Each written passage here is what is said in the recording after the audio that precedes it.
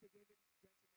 Welcome to the 25th Annual State Conference and Workshop of the Nigerian Association for Physical and Health Education, Recreation, Sports and Science, NAPA, Delsu State. This year, ISECOSAT is privileged to host this gathering. Last time, this happened around the ISECO nation was in ISECO not some time ago, and this year is the turn of ISECOSAT. I don't know if the representative of the provost, talking about the representative of the provost, Delta State University, Oleh campus, if you are here in our midst, please, may you stand up for recognition? All right, it's obvious he's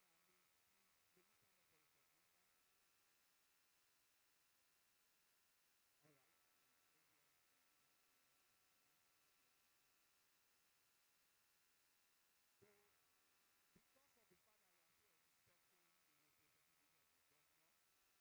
So, because of the fact that we are still expecting the representative of the governor, we go straight to the keynote address.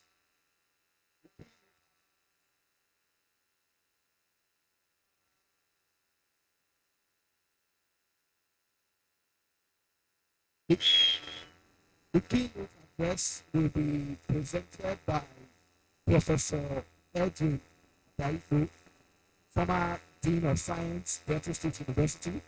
He is currently the chairman, Delta State University Space Committee. Can we jam our hands together for the keynote address, please?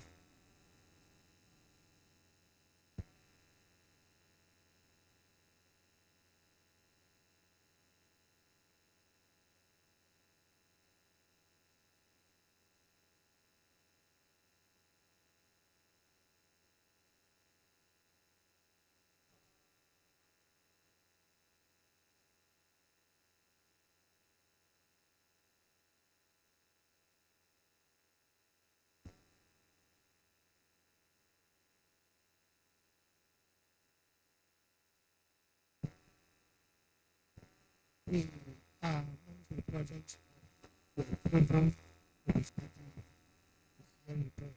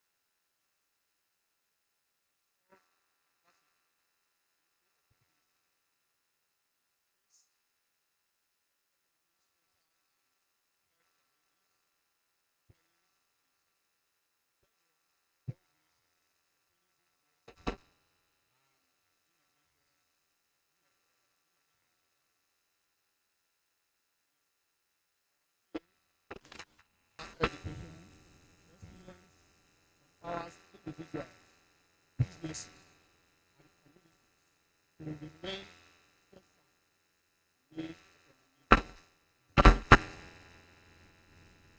sectors this resilience and for fostering this resilience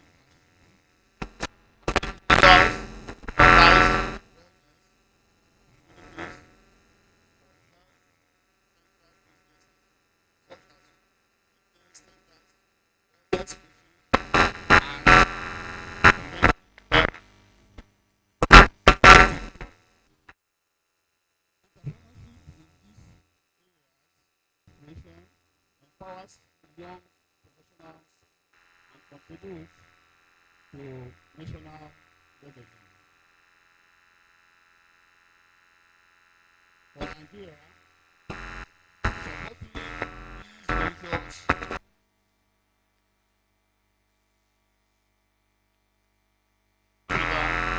mentorship and favorable policies can cultivate robust fitness economy and endures and adapts to economic shifts.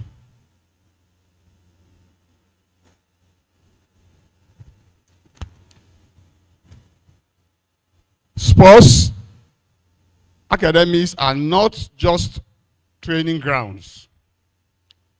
They are transformative spaces that foster discipline, teamwork, and leadership. As resilience institutions, sports academies help mold young Nigerians, channeling their energy into constructive pursuits while reducing societal vices.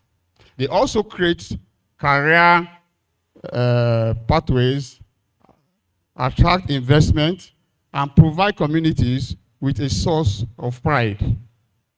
Investing in sports academies is an investment in our youth's potential to become resilient, empowered citizens who contribute positively to Nigerians' economy and global sports scenes. A resilient workforce is a healthy workforce. Occupational health programs ensures that employees remain productive, reducing healthcare costs and maintaining business continuity, even in challenging economic periods. Initiatives focused on workplace wellness, economic training, mental health support, disease prevention can significantly reduce absenteeism and increase productivity by prioritizing occupational health organizations. Contributes to a healthier, more resilient. Safety and well-being programs are vital for managing economic challenges. By fostering a culture of health, security, and trust within communities and workplaces.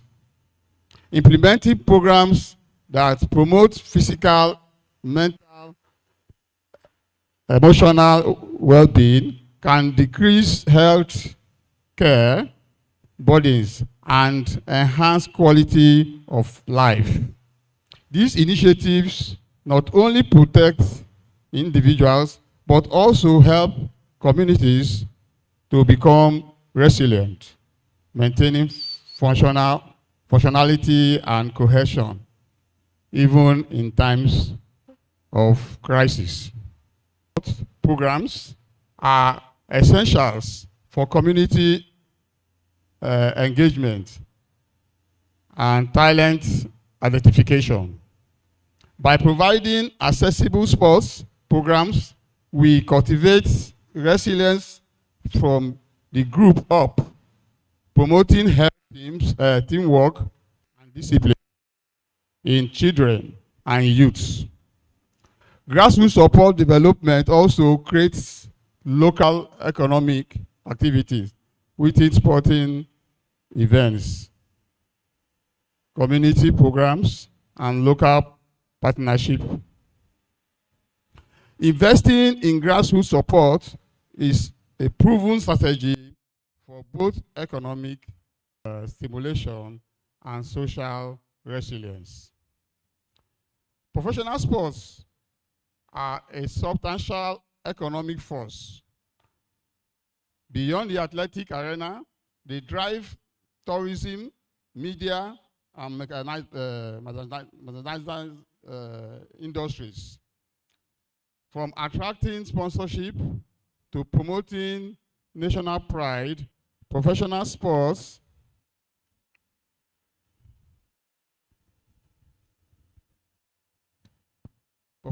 development serve as a bridge between economic growth and social development and social resilience.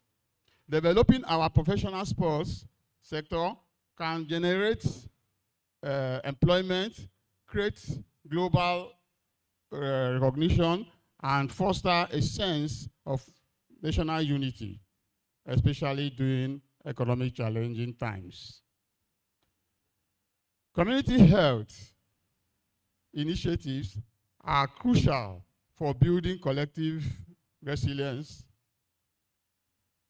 Programs that focus in preventive health, hygiene, wellness, and nutrition empower communities to maintain strength during times of economic strain. By investing in a community health, education, and services, we are equipping citizens with the knowledge to make health choices, which in turn reduce healthcare costs and promote sustainable resilience. Recreation and dance have always been powerful forms of expression and community building. During economic challenges, these activities offer stress relief, foster social bonds, and build a shared identity. Dance in particular, allows individuals to connect with their heritage and find joy, even amidst hardship. Community-based recreation and dance programs strengthen social cohesion, foster positive mental health, and offer an affordable avenue for community interaction and support. Artificial intelligence has transformative potentials for health, education, and recreational sectors, enabling data-driven decisions, personalized learning, and enhanced health monitoring. AI can support resilience by improving efficiency, predicting health trends and programs to meet individual needs.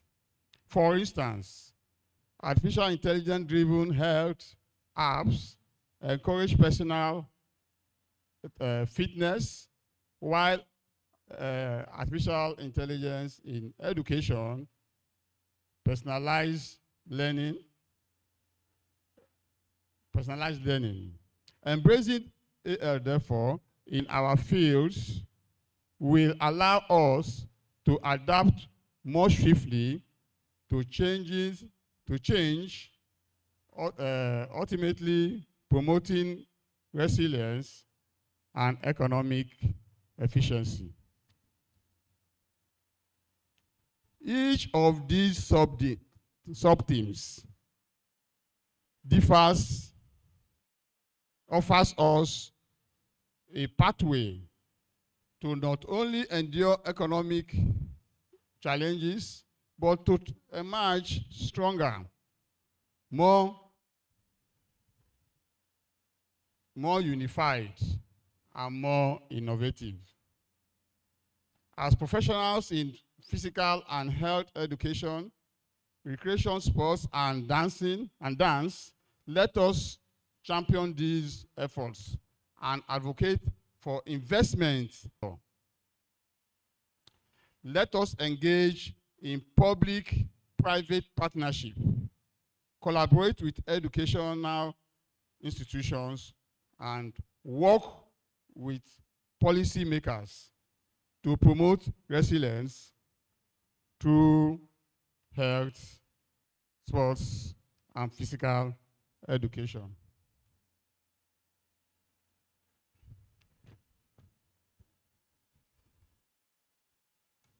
NAPher, as a leading social association in this field, has the unique role of guiding our nation in these efforts.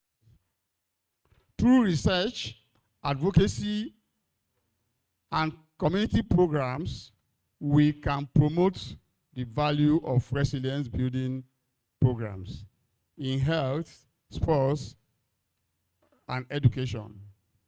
By focusing on these areas, we can make a tangible difference in the lives of Nigerians, empowering communities to not only face economic adversity, but to strive in it, in spite of it. Let me conclude by saying that resilience is our collective responsibility. As we proceed with this conference, let us keep in mind the profound impact our work can have on Nigeria's future. Together, through collaboration and innovation, we can build a Nigeria where resilience is embedded in our sports, health, and economic stability. For your dedication, and I wish you all a productive and inspiring conference. Thank you again. We'll put our hands together for Professor for that wonderful, excellent delivery there. Thank you so much, sir. Quickly, without further delay of time, we'll now listen to the welcome speech by the chief host, talking about Delta State University Oleh Campus Provost. The representative will make his speech. Good afternoon, everybody. Good afternoon. It's a great pleasure for me to stand here today on behalf of the provost of Oleh Campus, Professor Elo Bagere. He's unavoidably absent because right now he's involved with the valedictory lecture in honor of our outgoing Vice Chancellor, Professor Andy Ogochukwu Egwenga. who is leaving office by 30th of this month. So the provost is grossly involved in that activity, and he has asked me to stand brief for him in this conference. When the ESCO of Napher came visiting yesterday, they made me to understand that sporting activities and recreational activities like dancing have gone beyond mere exercise of fitness and health to economic perspective.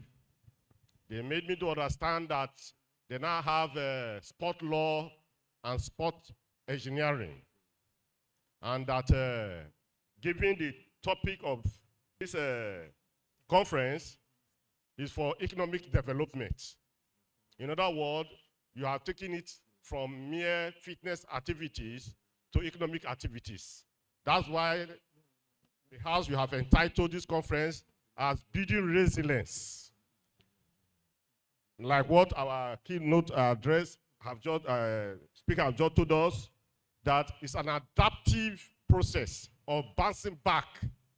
If you watch the Nigerian economy and the policy of our present government, you discover the life is becoming harder. And we need to do things that will make us survive. And I think from the title of your conference, sport is coming to the rescue to create avenue where people can make money and create wealth by recreational activities. So I want to enjoin all of us to participate very well in this program. Let it not be mere rhetorics. Let us see how we can internalize the values being espoused in this conference, so that when we leave here, we will see how we can use sport to create economic development, create jobs for the youth. So once again, I welcome you to Oleh campus. We are hospitable people. Maybe for lack of time, we would have taken time to take you around the ambient of this environment. We have fresh fish, dry fish, and many other things, both hard and soft that you can enjoy. So I enjoy you to participate well, and by the grace of God, I think this conference will be a success. You are welcome, and may God bless all of us. Thank you so much, Delsu Oleh Campus, for being a wonderful host and for your excellent delivery. Without further delay of time, we will equally now take the opening remarks by the chairman of the occasion, talking about Honorable Uruemu Ogane Raw. Good day, all. I stand on all existing protocols. I want to count it an honor to be in your presence today. It's not easy to see the work that you do, especially for physical and health educators. Ordinarily, the physical and health educators should be a core part of sports organization and development, especially in grassroots. Because when we talk about physical and health education, we think it's just about running, and it goes beyond that. It goes beyond mere exercise. It teaches the individual on the basic foundation, component, techniques of the sport and the exercises they are into. I'll give you an example. As a young schoolboy in Benin City, my games master, I had this strong affinity and affection for as a matter of fact, in Form 3, JS3, I was in my school football soccer team. In SS1, I was in my school athletics team, sprint, relay team. My guest master picked this interest in me and was always, even while in SS2, I was almost like the assistant coach because he saw this. And wherever I was doing anything, he calls me along. As a matter of fact, the basketball court, the badminton court, my school, Word of Faith Benin today, was constructed by just myself and my games master alone. And today I can tell you, from that man, I can, not when I say construct, it's not just measure and you do like people do today. I can comfortably design a functional basketball, badminton, soccer, and athletic pitch Those are what I got from my games master, a physical and health educator. These are some of the benefits. It also goes beyond the sporting part.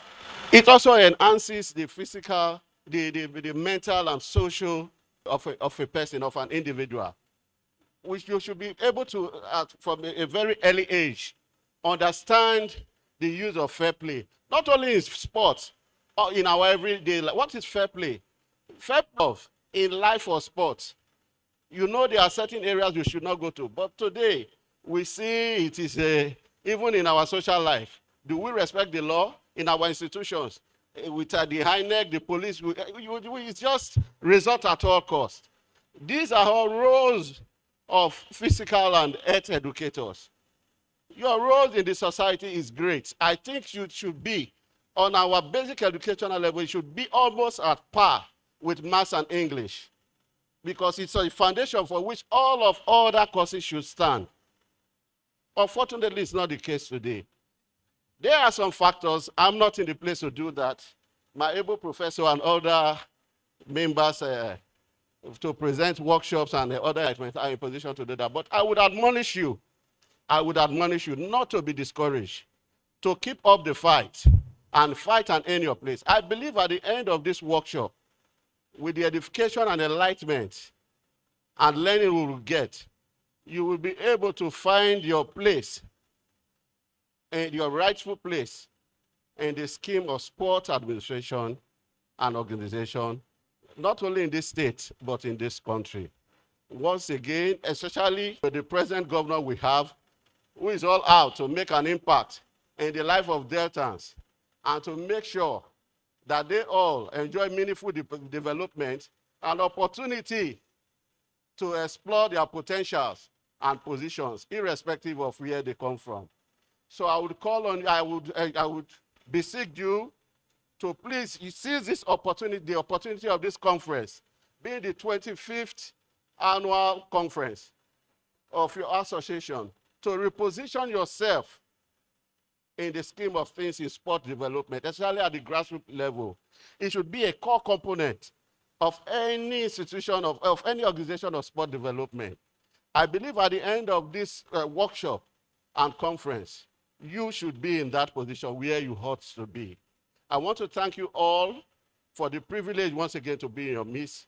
If not for the love I have for sport development, I wouldn't be here. I'm bereaved. I lost my mother a couple of days back. And as traditional Africans, you know what it entails. I have to be with my family and the other processes, but I have to be here for the love of what you do and so in solidarity with the struggle you are into. So I thank you all.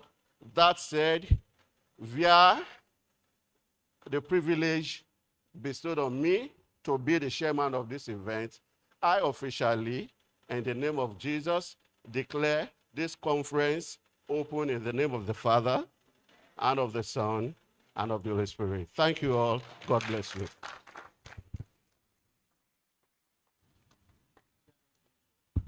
Thank you so much, Mr. Chairman. Sorry about your loss, and thank you so much for that moving speech you've given us. In the meantime, our dance group, get ready for your presentation.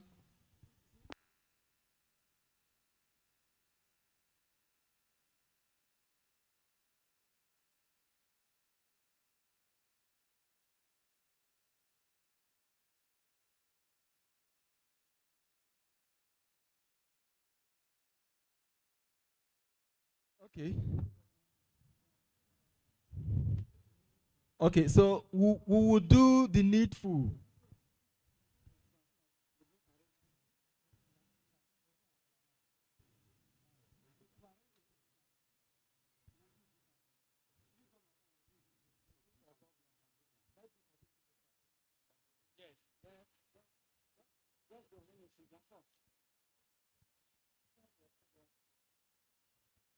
Okay, so you know we are Africans, and one of the things we are known for is our hospitality, especially with the way we handle the kola nut. The kola nuts in in African folklore signify a whole lot of things.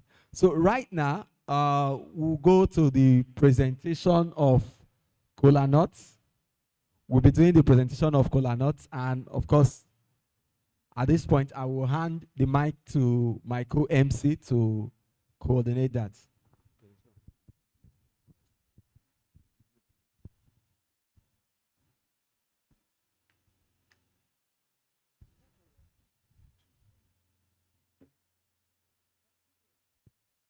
DJ, just give us music.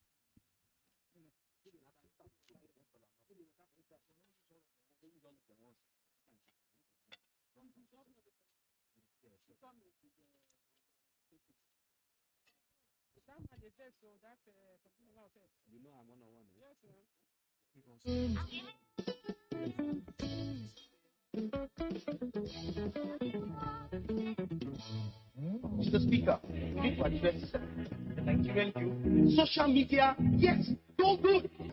Negative impact. Just call my phone, make it illegal. Let me just touch your face, oh baby. I'll never forget it now. Baby, just come to my place, oh baby. I might never let you out. Your sister driving me so crazy. I want to get to you. I want to get me you. Oh, hey. Baby, you're gonna tell all my friends. I brag about you, ain't no sin, do I sin. Oh, I wanna tell you all about my. I'm giving you love, baby. I'm giving you love, baby. All the one you whenever you want, baby. Oh, baby, just come on. Try to want me, don't you?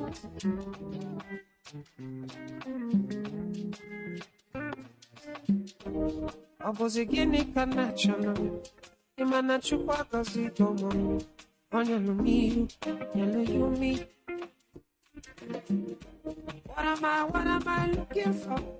Say my God, you don't pass me. They giving me you, giving you me. Opposite keep me chance me. My baby, you got love for me. I don't DJ, thank you very much. Ladies and gentlemen, we want to welcome you again. We want to present a caller to the high table, and we also want that the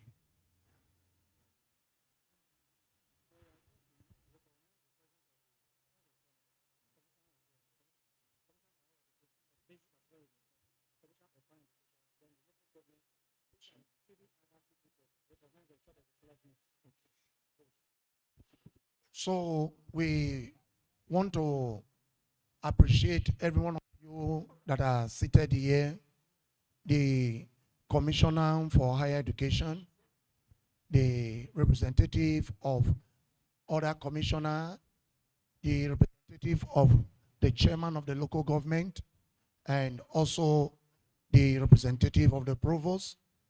All dignitaries seated here, you are all welcome to this great occasion. You know, Kola or never understand the language of other people apart from where it comes from. And so our language that the Kola we understand. Isoko ado, Urobado, Ekwale ado, Asabado, Delta State you ado, or Inoro, or wote nyabluweze.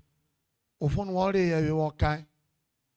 So if I didn't and I check Surah Bobby, obey me chairman in mind, I will speak the Isoko and add English so that you understand what I'm saying. You understand here? Okay, welcome, sir. Obey me chairman in in Napher Delta State or Tano Masio Boneve Wakowe Vusura Bobian Kikeri Afio Obemo Bonena Evino Vote Other Jesio Bono Esisi so Rollo Fio Umudona no Mario Wakowa Vusura Bobi Other Jesio Esisi so no Our Backward Berry we all rule Fio Mario Wakowa Ena yo fiome maybe Nyazio make it your bonnet. Evena State Chairman Honor Borieto is CCB, which is 2,000 to support the Napher Cola. Please, Napher members, chairman of each different chapters, support our state chairman.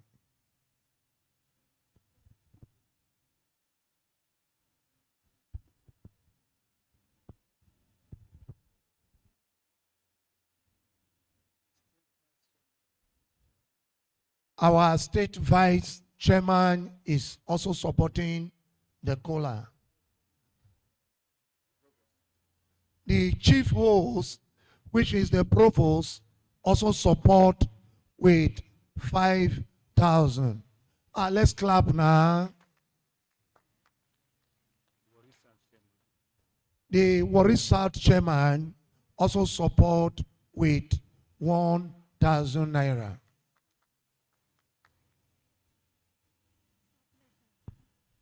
Our mama from Sapele chapter also support with 1,000 naira. Please.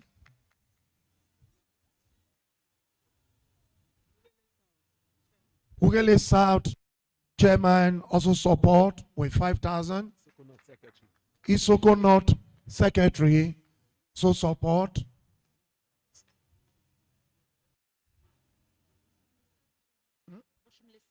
Oshimili South chairman support with 1,000 naira, please. Is anybody calling me?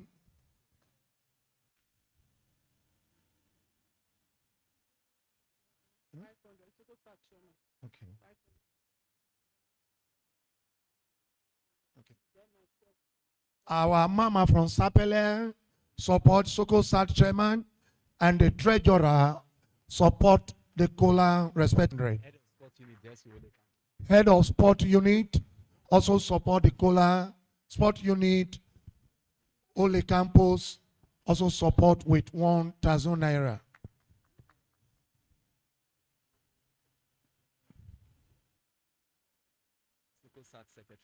The Isoko South secretary is also supporting with 500 naira.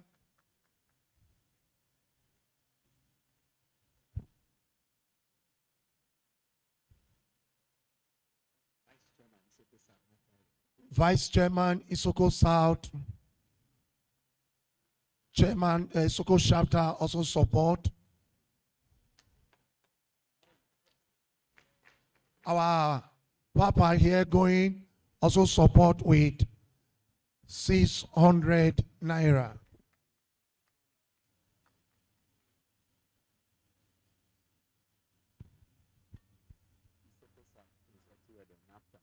From Isoko South, our Papa here, Prince Tuwe there also support with 1,000 naira. Mrs. Aus from Isoko South also support the cola.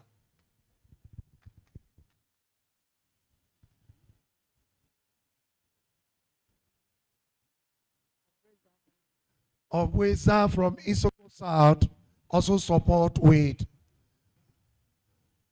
100 naira. On behalf of myself and my co-MC, we are also supporting the cola with 500 naira. On another club, wait, would they try you? And so, as I started with Isoko, and just for the sake of the naira, I begin to speak English. And so as I drop the collar, I want to go back to the Isoko South Treasurer, also support the collar with 500 naira.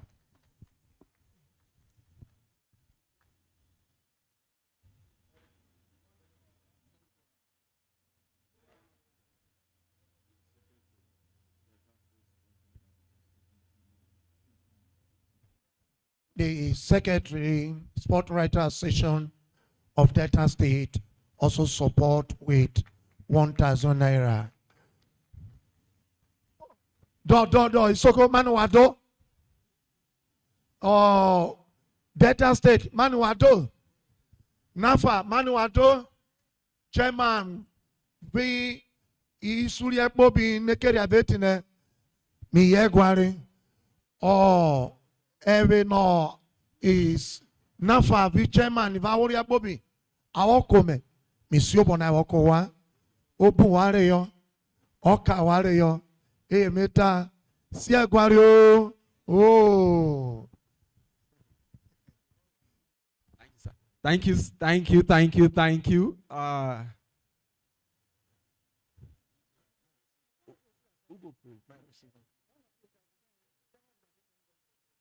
Okay. Okay. Oh, Isoka Ado, Nigeria Ado, Delta State Ado. Obewin Chairman, Vaworia Bobi, Nekeria Fiopone. Ano, Evan Wawokai, Wawokomai, Mamio Wanobo, Organoteka Lowai, Organtek Bawa Beru. Hey, Wofio me Chairman, Mete Tawakawana, Sia Guario. Oh, I've accepted the collar on behalf of the Chairman. The Chairman will now mandate for prayer.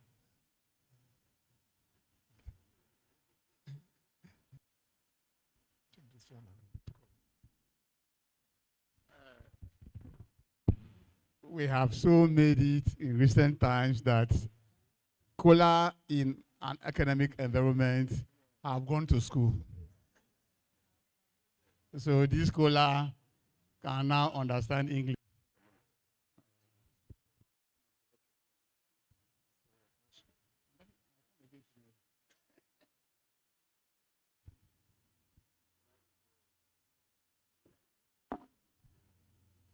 Let us pray in this Kola. We pray to God to give us the grace to carry on this conference. He should lead us all through. As it has started well, let it go through and end well. Let all those who are here finish their business, and let the conference be fruitful, that at the end we have cause to glorify the name of the Lord. In Jesus' name I have prayed.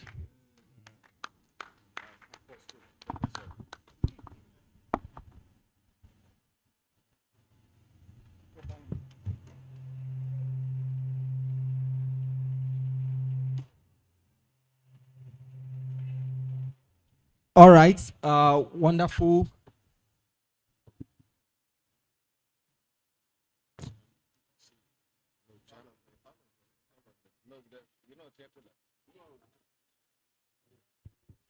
All right, thank you so much. Now that we are doing, let me borrow the words of the professor here. Kola.com school, Kola.com Oleh campus, Kola engineering. Thank God say that they build technical drawing studio near us. Very soon, Kola will go there, go learn technical. Now that we are doing that, NAFA is not all about sports and recreation alone. NAFA is equally about dance. Now let's show you one aspect of NAFA Delta State as we usher in the cultural troupe to show us the stuff they are made of. Over to you, cultural troupe.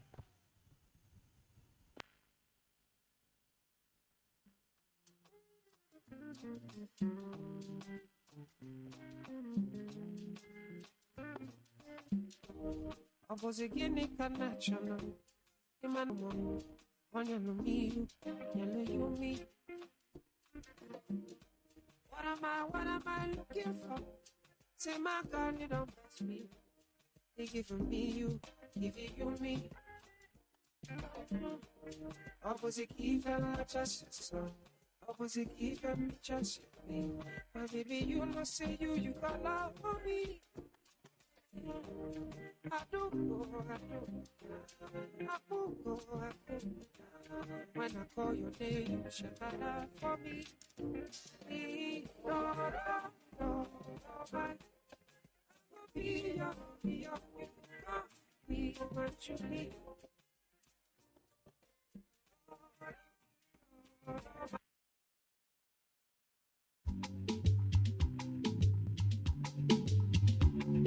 Now watch this beautiful presentation by the Napha cultural troupe. And they will be giving us some of the finest dance steps you can find in the African continent.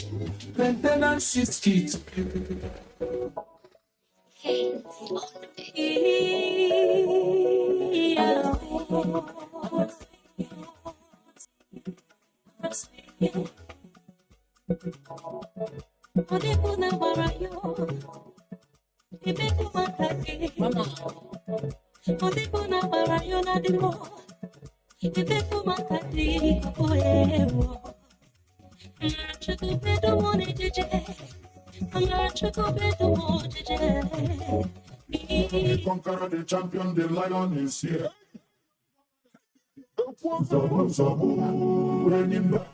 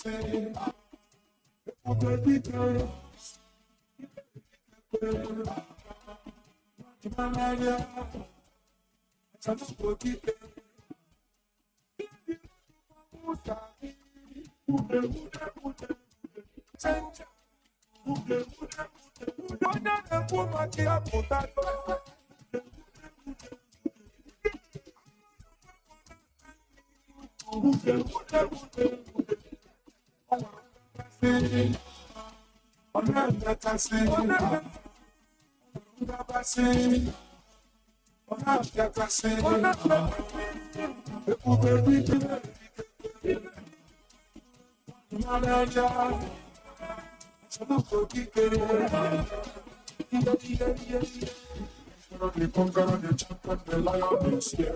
The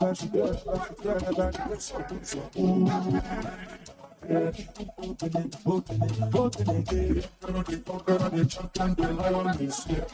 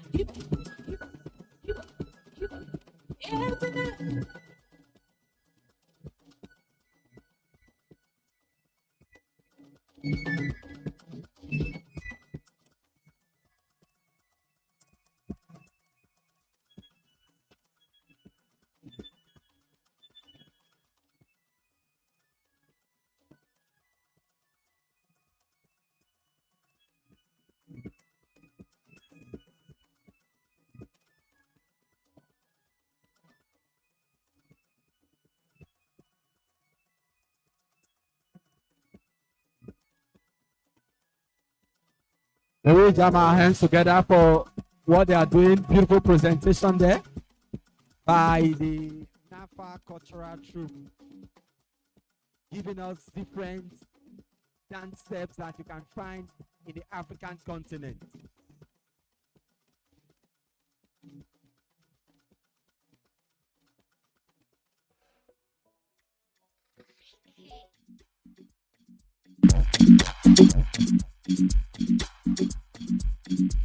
Thank you very much. Wonderful presentation there. May we jam our hands together for them, please? Presentation there. Wonderful presentation.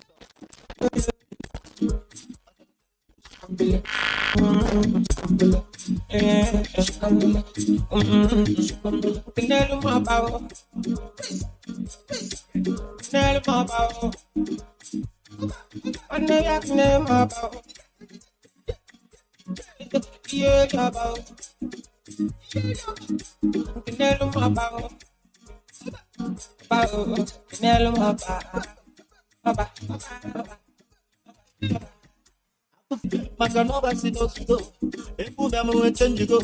I don't let the video. I'm an active 247 in my life.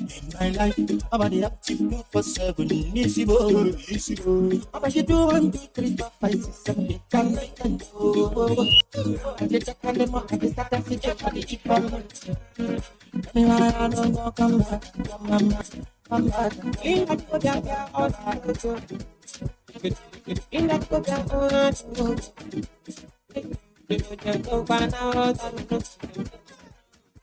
In that go down, all right. I need to get out. I need to get out.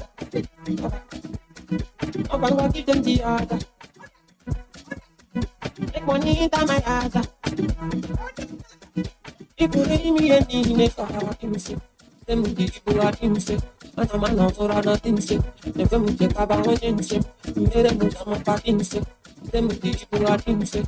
And I'm not nothing sick. Then we take about one sick.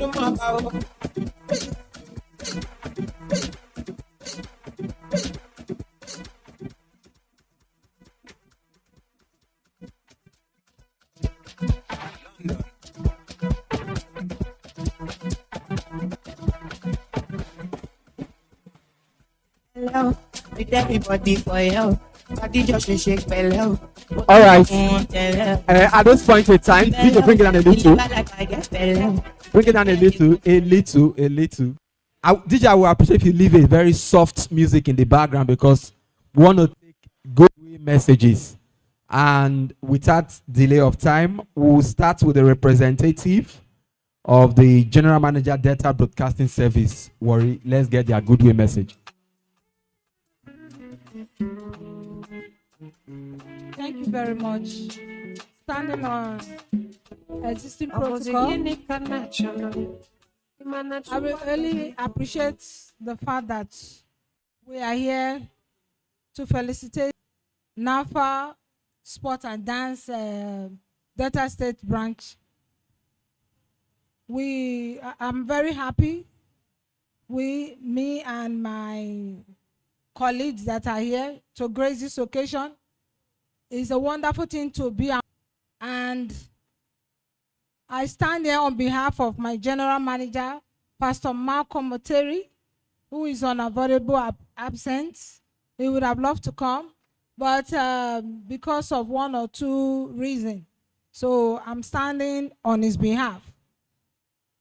My general manager is a sport lover. He's somebody who loves sports. And if he's here, he will be so overwhelmed to know that sport is a vast aspect of life. It includes physical aspects, just as what the dancers came to exhibit before us. Sport is a wonderful thing in our life because in sportsmanship, is something that is more important. Sportsmanship is more about game, not about the results. And in sportsmanship, it entails three things that are very important, which we should take in this workshop. That is love, unity, and teamwork. We need all those three things to help us to achieve our game. Even though we are trying to reach out to the grassroots, we should also put in mind that reaching out to the grassroots, there are factors you need to put in place in order to make sure that the purpose of what you want to do is achieved. So I won't say much because the chairman have said a lot about the resilience of the sport and leading to the national development. So what I would say is that I just observe a little observation with due respect, sir.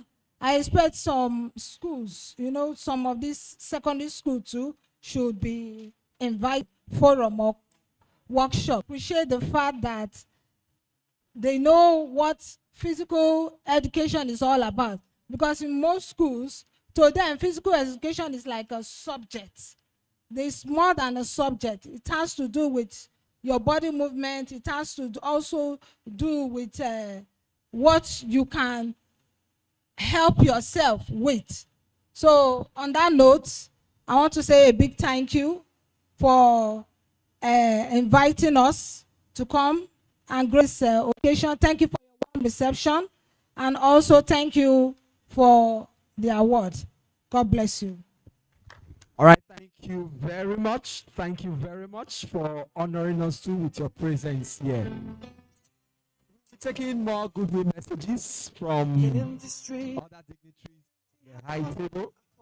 But at this point in time, we'll welcome specially to the occasion.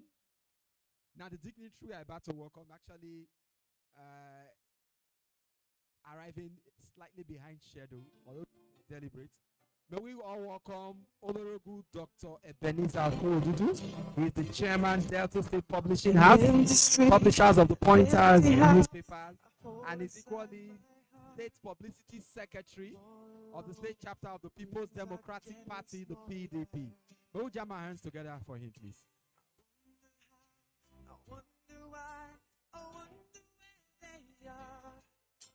The days we had, songs we sang together. Welcome, sir. Okay. Thank you, DJ. Thank you. Okay, we'll be taking more goodwill messages this time around. Let's hear from Dr. Uboma. Thank you. I want to believe that all that needs to be said has been said. The emphasis here today is on the fact that sports has gone beyond classroom academic activity. It is all about you and me. Movement, the ability to take one step after the other is what defines us as human beings.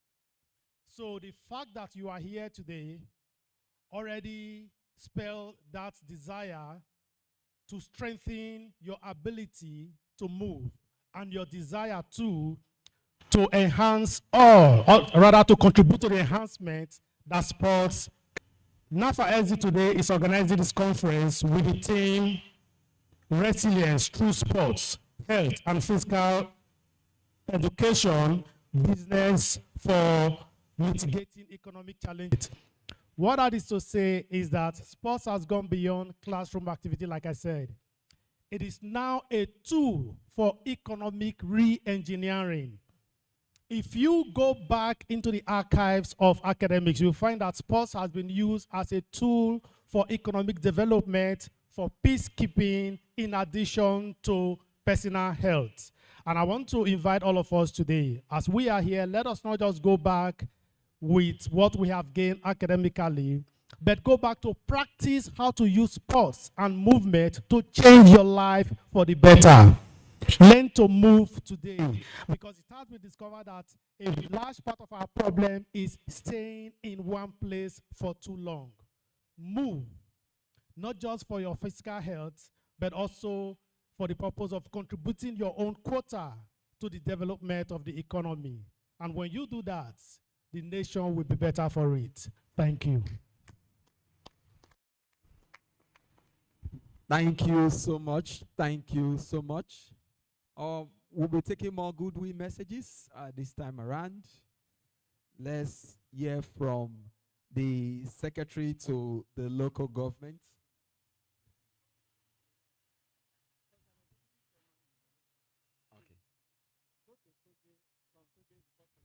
Okay. All right, so I've just been redirected, especially that as you come to, yes, former Super Eagles defender, former Leeds United defender. Good afternoon. Good afternoon. I'm not going to take much time. Sometimes when they introduce me, they always introduce me like an ex-international or ex-footballer. I don't want to be boxed into being an ex-footballer. I love to be coming to events like this and to be able to at least share my view of how sports should be.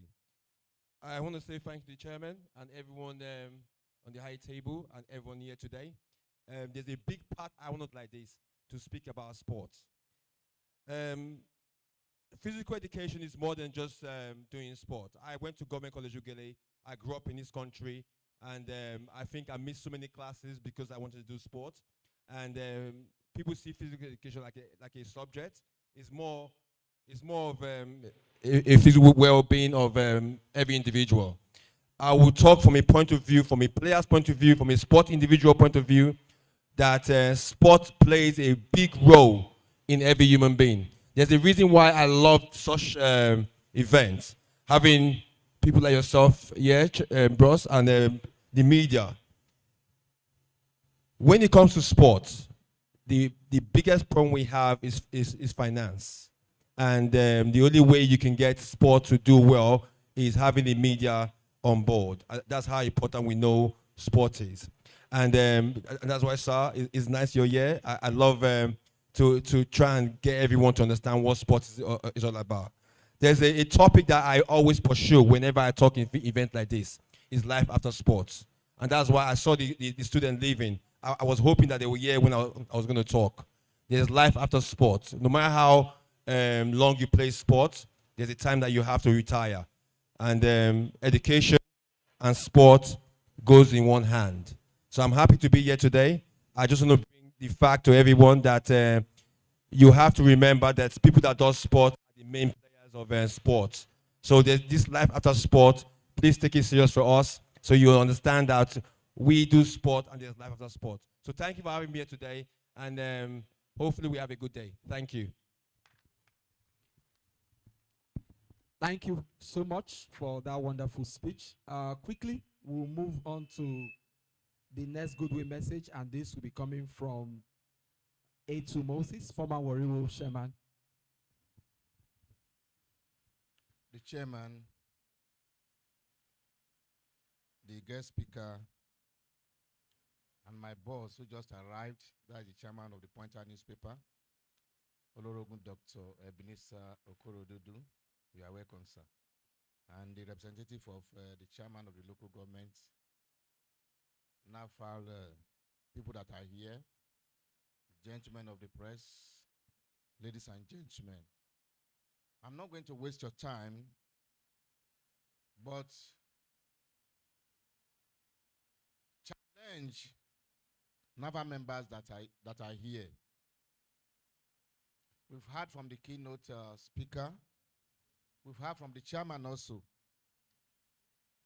And I take just a line from the address by the keynote speaker that says, resilience is more than merely bouncing back. It is the adaptive strength to transform adversity into opportunity. NAFA members, as you lay your bed, so you lie on it. We are talking of grassroots sports. The onus rests on NAFA members to develop, to promote grassroots sports. Ordinarily, when it comes to school sports,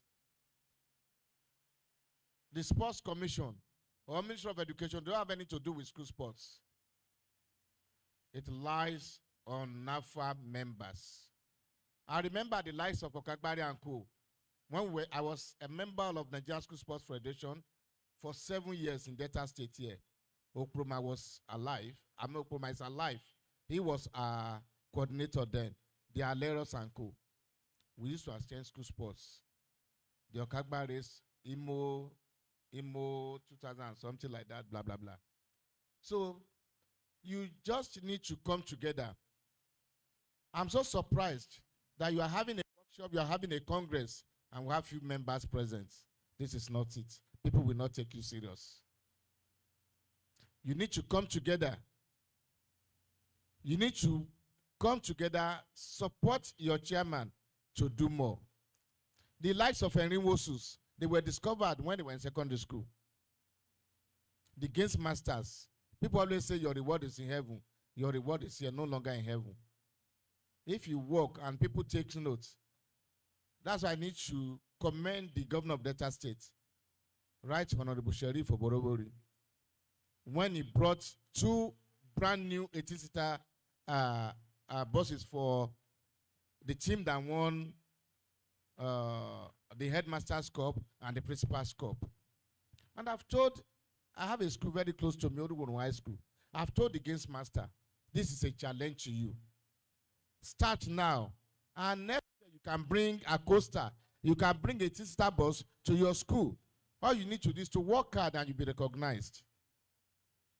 NAFA members, this is a challenge to all of you. To our Games Masters, you can do more. Inter-house sports should be made compulsory in the states at the primary level and the secondary school level.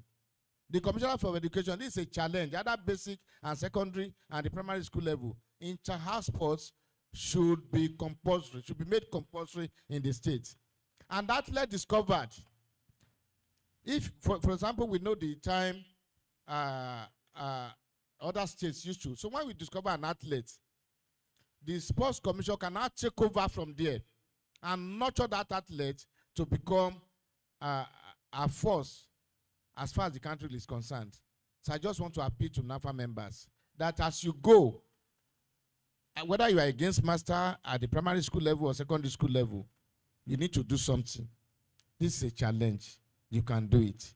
Thank you again for the opportunity given to me to actually speak. God bless you. Thank you so much, and thank you for that observation. Is a good one, please.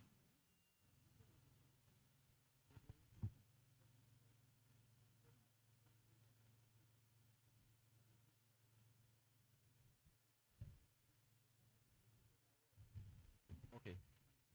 All right, so at this point in time, we will go straight to the speech by the Napher-Sd state chairman.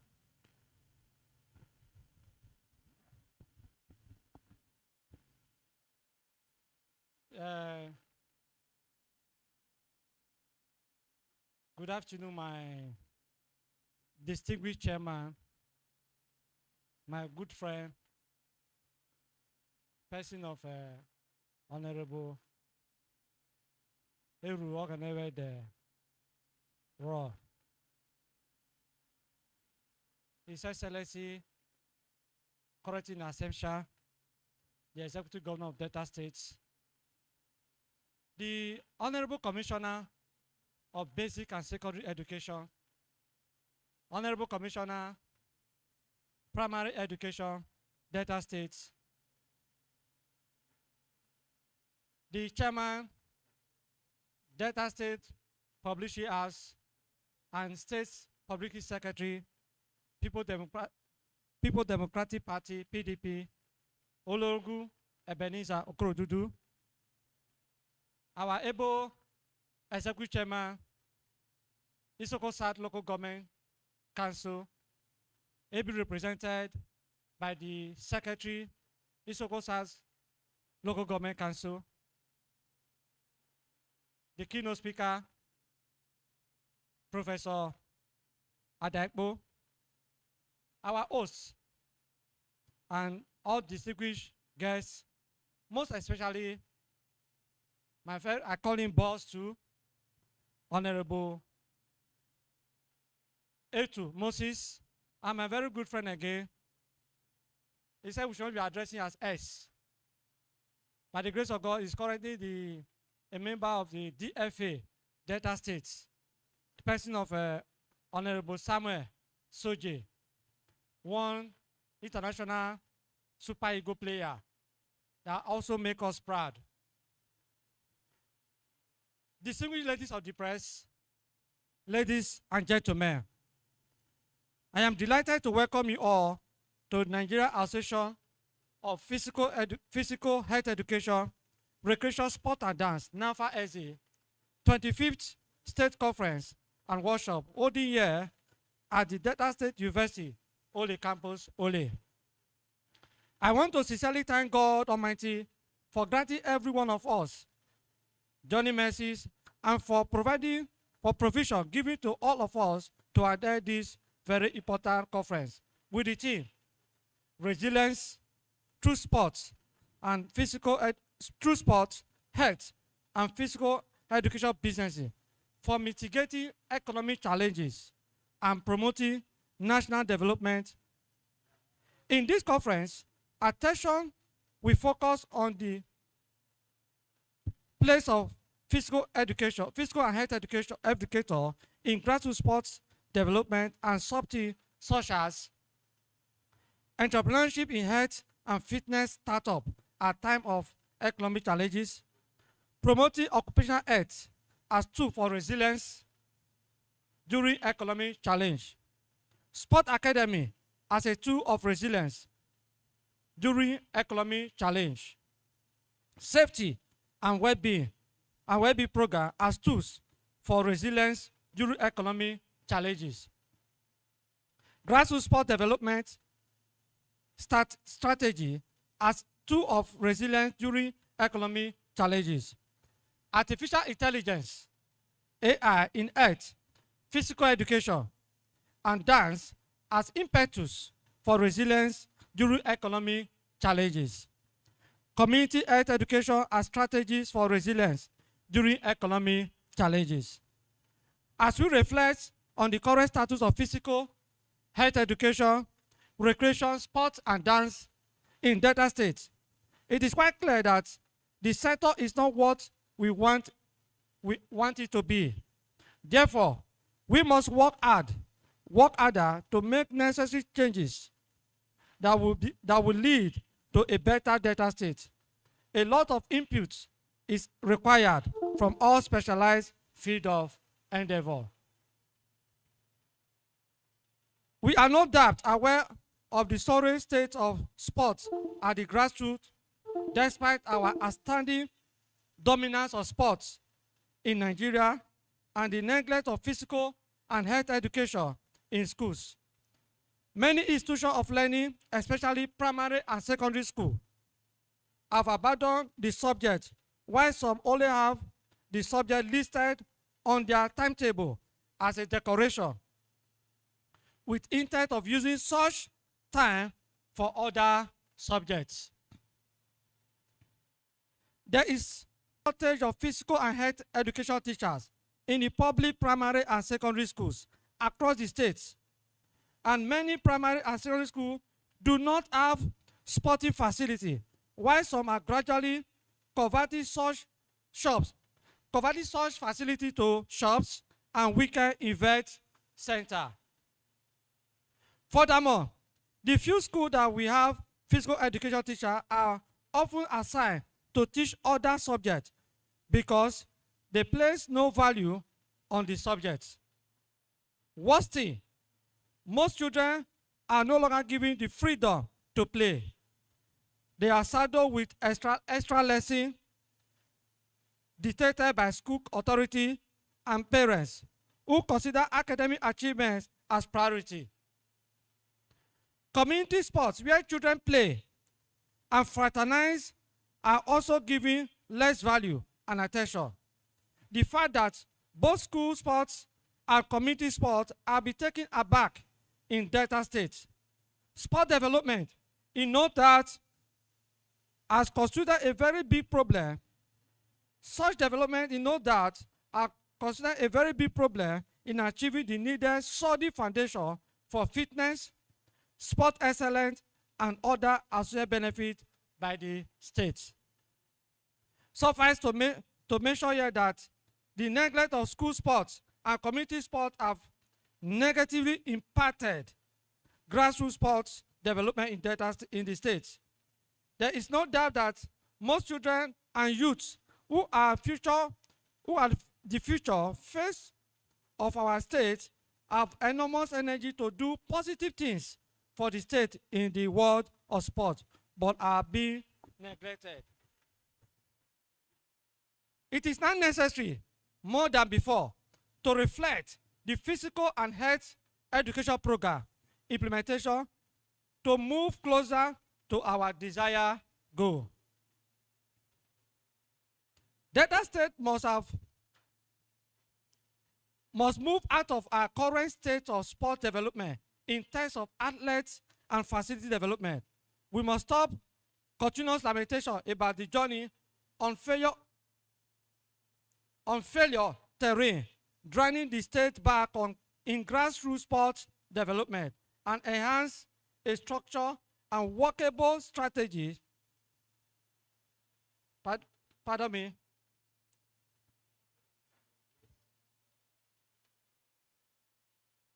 Okay. We must stop continuous lamentation about the journey on failure terrain,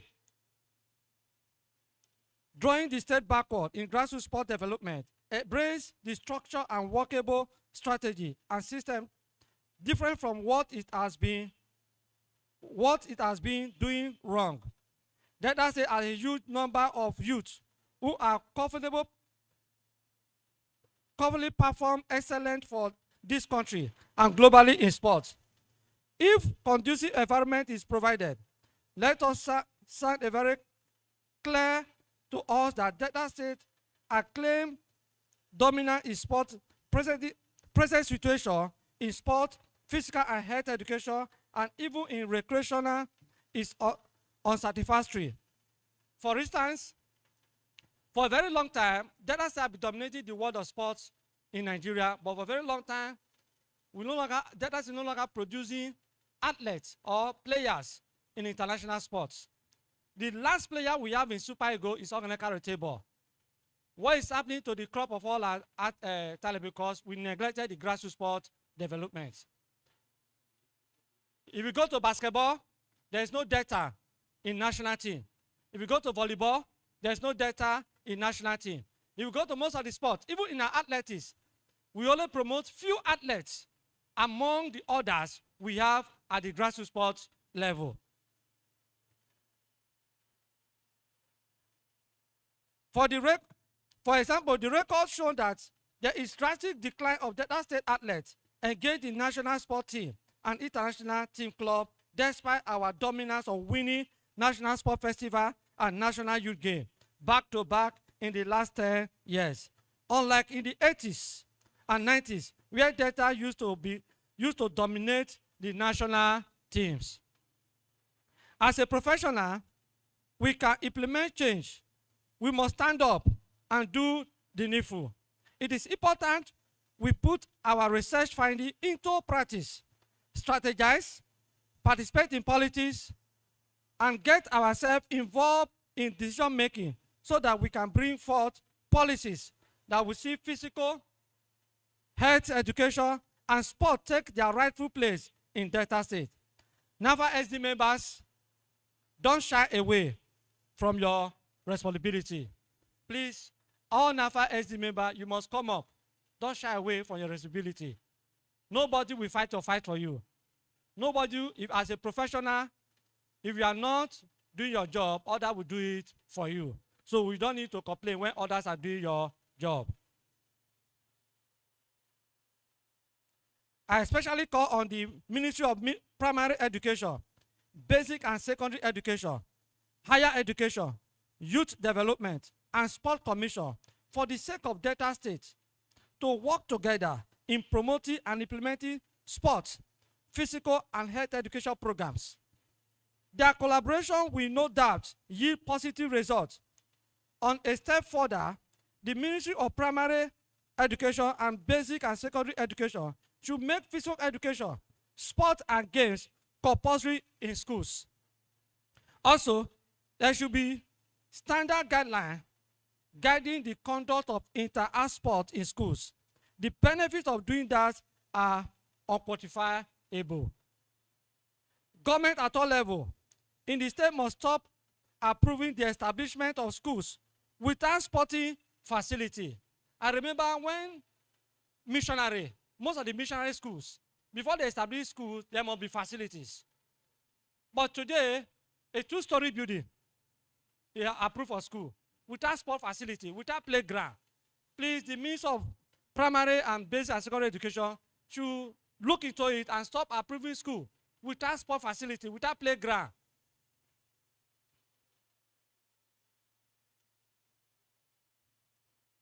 Those schools that have, furthermore, those schools that have been converted, they have converted their sport field to shop or event center should be sanctioned. In the quest of making money, mostly private schools, they convert their playground to shop or to event center just to make money and neglect the physical domain of the academic activity. Our father here, Professor Dapo, knows that learning encompasses three domains: the psychomotor, the cognitive, and affective domain. But in our system today, we pay attention to only the cognitive domain and leave the psychomotor and affective domain. Distinguished guests, ladies and gentlemen, we have some individuals who have made tremendous impact in sport development, health education, and to the growth of the profession, and will be honored today. Congratulations to the awardees and urge them to never give up in making impact. I quite appreciate the effort of the provost, Delta State University Oleh campus, Oleh, and the chairman and member of the Isoko South chapter of Napher-Sd for hosting this conference. Thanks to everyone who have contributed in various ways toward making the conference a reality. Before I end my speech, I want to put something on record to the Honorable Commissioner for Basic and Secondary Education. A conference like this is for teachers to be developed. But it's so unfortunate that principals has issued query letter to physical education teachers if they come to the conference. Yesterday night, I started receiving the calls down to this morning. So my Honorable Commissioner, I want to put it that any principal that issue letter to a member, a professional member for going for a professional program, that principal should be sanctioned. It's not fit to be a principal because a program like this is a place for self-development. If you are not equipped, they cannot produce the futures or leaders. To Napher-Sd state executive members, I appreciate all the effort that you have put in for the progress of this association. Ladies and gentlemen, please stay with us for this 3 days conference and take an active part in the presentation and discussion. I thank you all for coming. God bless you. All right, may we jam our hands together for our chairman for that beautiful conference, for that beautiful speech rather. Thank you, Mr. Chairman. And we'll be taking more goodwill messages.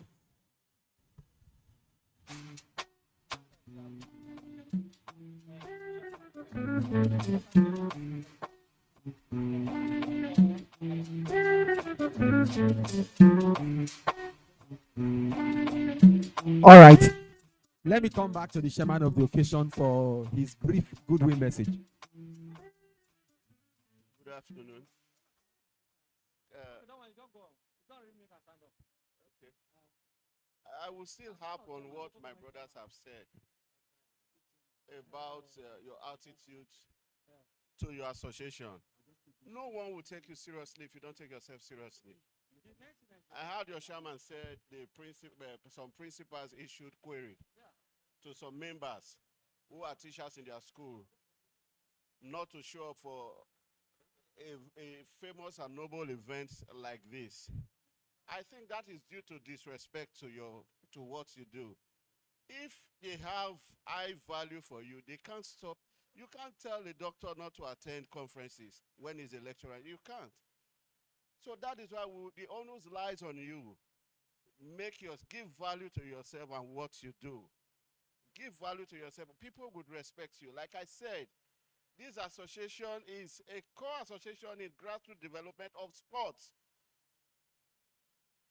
You must unite yourself and fight for the struggle to place yourself in the right scheme of place to be counted. Okay, the governor was supposed to be here. Had it been that His Excellency, the governor, here to be here, would see just you guys here? How seriously would you want him to take you guys when he sees your issue on his table? You must take yourself and your activities seriously. Please, you should be detecting the pace of grassroots development in school sports.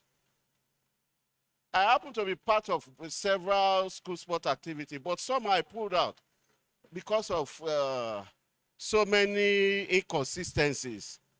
You have to liaise with the school, the basic school authorities to get things right. You call competition for primary school. You see secondary school dropouts being featured. I don't get myself involved in all of that. Ordinarily, this year, there was supposed to be some breakthrough event I was supposed to inaugurate, but I have to pull out till I think the system is sanitized, because you can't invest in a foundation of uncertainty. Let's do this for school sport. Let's do this for primary school. Mechanics and the rest. People will not get this. They will be the ones to come and feature in such. Then if it's a developmental something, where would you see these guys tomorrow? You have to put your eyes in order, brothers. You have to put your house in order to make you to be counted. Thank you once again. It is my prayer once more. It is my prayer that you find yourself in the place you ought to be in this state and this country. And I promise to work. I have cited the chairman from Ughelli South, which happened to be my state. I think I would see him before I promise to work with your leadership in every way because I'm so much involved in grassroots development of sportsmen and women. Thank you all, and may God bless us all. All right. Thank you for that timely observation, and I hope members of the press crew will take note. We emphasize that point very well on the news regarding this event. Please, may we get a goodwill message? Okay. From Olorogu Dr. Ebenezer Okorodudu. Napher-Sd, I greet you all. First and foremost, the chairman of today's occasion, the representative of the Ministry of Basic and Secondary Education, members of the high table, and my very good brother and colleague in Pointer newspaper, a man that I have so much regard for, and his commitment to duties. I greet you. The chairman of this Napher-Sd, Gospel Odedede, I greet him. First and foremost, I must congratulate the organization for today's occasion of their conference. I must also apologize for coming a bit late because I'm aware of this date several months ago. But unfortunately, or fortunately, rather fortunately, the Vice Chancellor of Delta State University, Abraka, Professor Andy Eguyega, who is very close to me, invited me to a ceremony. It's somebody that has so much regard for me, and it will be very sad if I did not go to honor him. He did his valedictory lecture this morning. I had to call him last night and told him that, my brother, I have a ceremony to attend in Oleh, but for my high regard for you, I'm sure I want to get to Abraka to attend to your function, but I must leave there at most 12 o'clock or quarter after 12 to enable me attend to this occasion. And that is why I came late. I'm sure you all pardon me. Chairman, I hope you pardon me. Gospel, I hope you pardon me for coming late. Quickly, yes, this is not the first time of my attending your ceremony, but I'm truly surprised that today's ceremony looks poor in terms of attendance. But you see, human being is not easy to manage, and that is the truth. It's difficult to manage human being. You are lucky you have the chairman or the president of this organization. I don't know whether are you president or chairman? Chairman.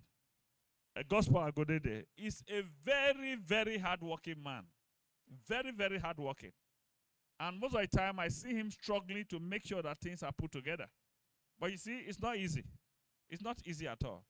That you even have this number of persons, I can tell you that it's already a successful outing. Long ago, around 1984 or thereabouts, I was the treasurer of Government College Old Boys Association in the University of Benin. And we were doing a ceremony and had to invite Ebe Gubadia, the popular Ebe Gubadia, who became the national chairman of INEC. Then he was commissioner for education. We invited him as a special guest because he taught in Government College in 1946. For somebody who taught in Government College in 1946, must be highly respected because Government College Ugele was founded in 1945. So in the process of picking a choice as to who to become a special guest of honor, we had to go and meet him as Commissioner for Education in the old Bender State to become a special guest of honor. And for an organization that he was a teacher in 1946, he was so happy to come and honor us. But the man is a very principled person. It keeps to time.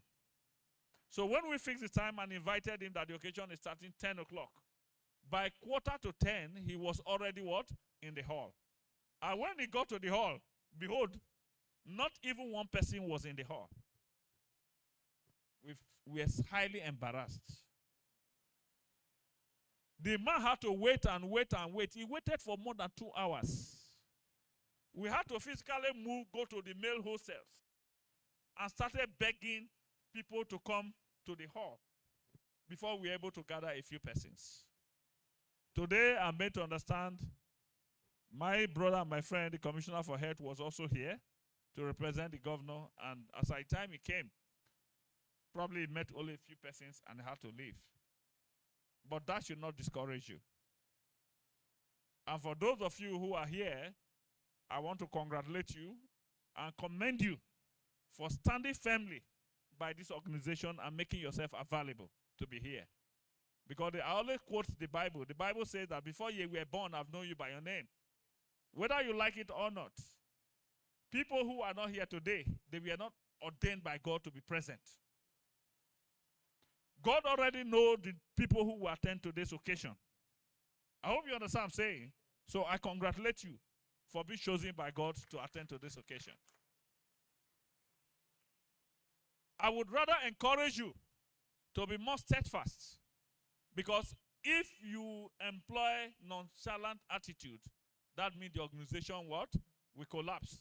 But I can assure you this organization will never collapse. Try to be more steadfast, more committed to the aims and objectives of this organization. Once you have 2-3 persons who are committed, are you all right? There's no way they will not move mountain to take this organization to higher heights. For the principals who wrote personally to staff, teachers not to attend to this occasion is quite unfortunate. And it's not a good omen.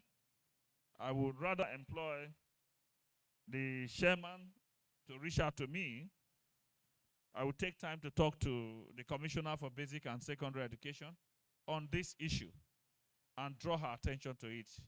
She's somebody who has high regard for me as a person, and she respects me a lot. I would rather take it up.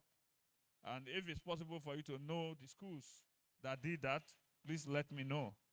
I've been in government for a very long time. 19 years ago, I was commissioner in Delta State. And since then, I've been in government. And I'm sure I have a good name in the system. So people respect and listen to me. But then, the dimension that I also want to, the collapse of commitment to sport activities. Some of these challenges we have are simply because of the day studentship of our secondary schools. When I was young and attending secondary school in Government College, Oleh, it was purely boarding house. It was boarding house. With the boarding house, you have every form of activities in place and also discipline in place. Government College have all types of sports. Sports that you don't even have in other schools in this country.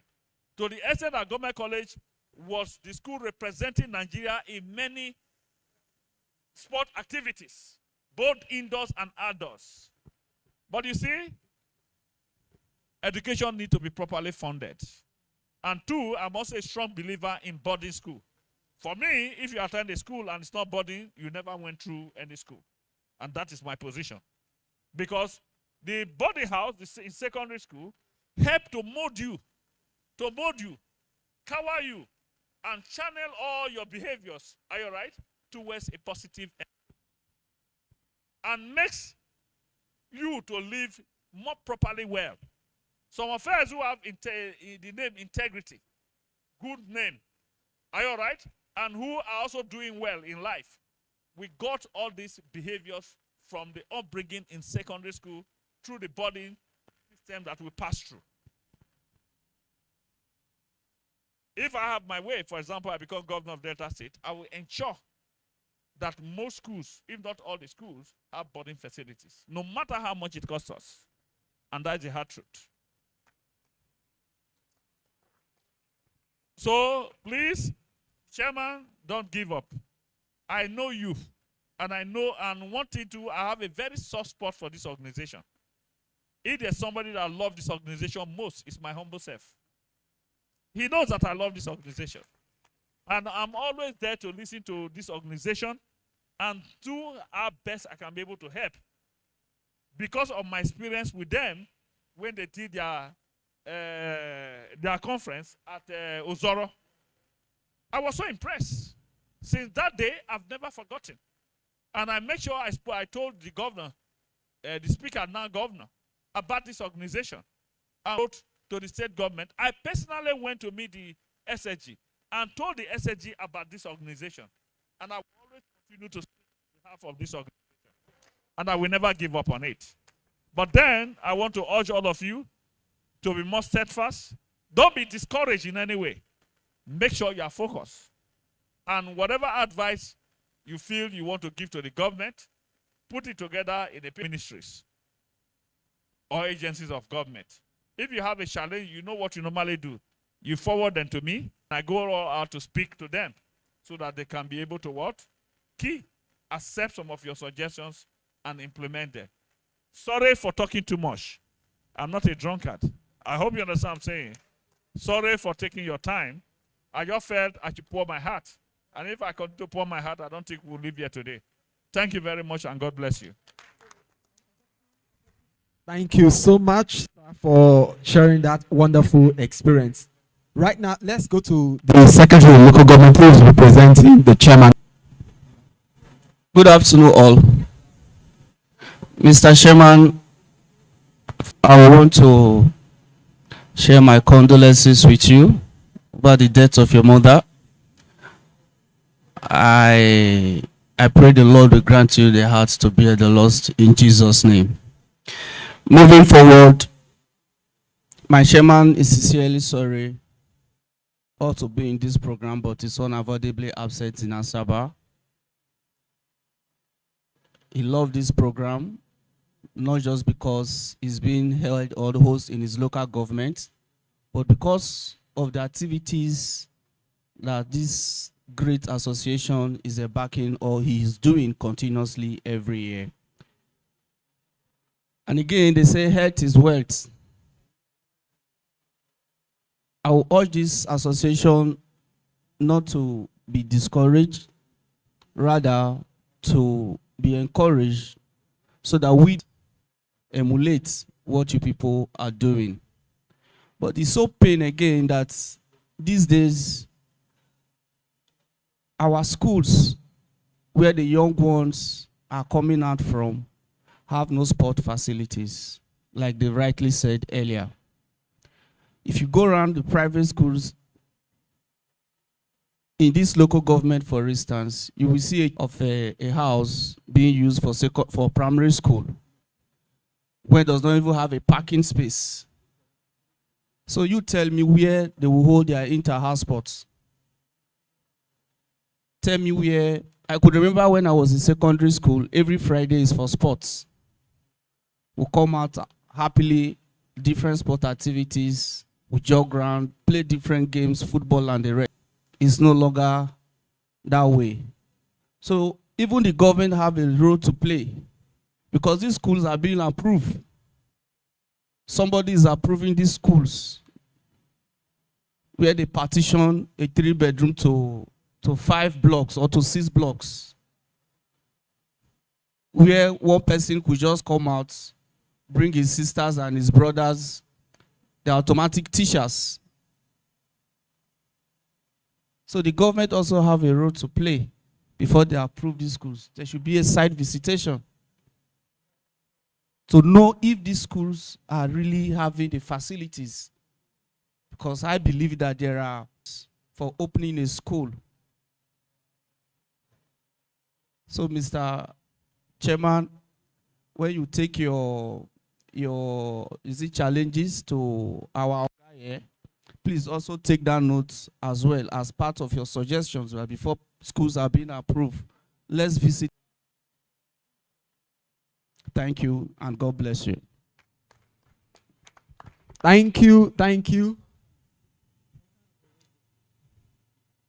Commission. All right, let's take the last goodwill message from the representative of the 2 Commissioners of Education. the Chief Inspector of Education, Isoko South Local Government. Thank you very much. The chairman of today's ceremony, members of the high table, chairman, Napher-Sd Delta State, all chapters, executive and members that are here. I bring greetings from the Honorable Commissioner, Minister of Primary Education, Dr. Kingsley Ashubogo, as well as his counterpart in the secondary education, Mrs. Rose Ezewu. They would have loved to be here, but because of other engagement, they are unable. We all know that Napher-Sd is playing a major role in our lives, in our schools, and in our society. My contribution here, because we have some policy makers here, is that there should be room for synergy in the state when it comes to sports development. I watched with keen interest this last edition of both Headmaster and Principal's Cup. In the preliminary stages, we have some very, very good talented players. But just for the singular fact that they were unable to make it to quarter-final and final, nobody is reckoning with them. And again, if by the special government policy we have synergy between the Ministry of Education, whether it be primary, secondary, Ministry of Sport, the Sport Commission, and even heads, we should be able to identify players from the very grassroots. I give you an example. My own team, Isoko South, Headmaster's Corps, we are represented by Enwe, Ubulu Primary School. I have one talented player, nicknamed Small Body Big Engine. But just because we lost that along the way, nobody is reckoning with him. P. Napher, both at the primary, secondary, and even the tertiary institution, once raw talents are discovered, the state should take over. The committee is my own suggestion. They can be committee at the state level and the local government level. So that, for example, the Headmaster Cup, at every stage of the competition, if both player, you are getting just 2 players from that team, you can pick them. And as we are able to gather these players, we'll be able to come out with something. During the presentation of the guest speaker, he made us to understand that sports cover everything. I used to encourage my schools that one professional footballer earning can pay one full school and everything. So in as much as we are encouraging academics, we should be able to encourage sports and other things. And it's not just football. One of the speakers mentioned the state making it compulsory for inter-house sport. Yes, inter-house sport is supposed to be compulsory. But some people, some schools will come with reasons why they cannot organize one. I believe as a ministry, the commissioner are not folding their hands. With time, they will put sanction so that the school will choose between paying that sanction or participating. You all will agree with me. You can never attend the inter-house sport and be sad. Where will the sadness come from? Napher people, I don't know where they got their grades, but they are always happy. If they are to consider the present, you will see sadness in their face, but they are always happy people. So I pray that Morga is here. If at the state level, the government will discover raw talent, they develop at a point, they now hand over to Sport Commission. Thank you very much.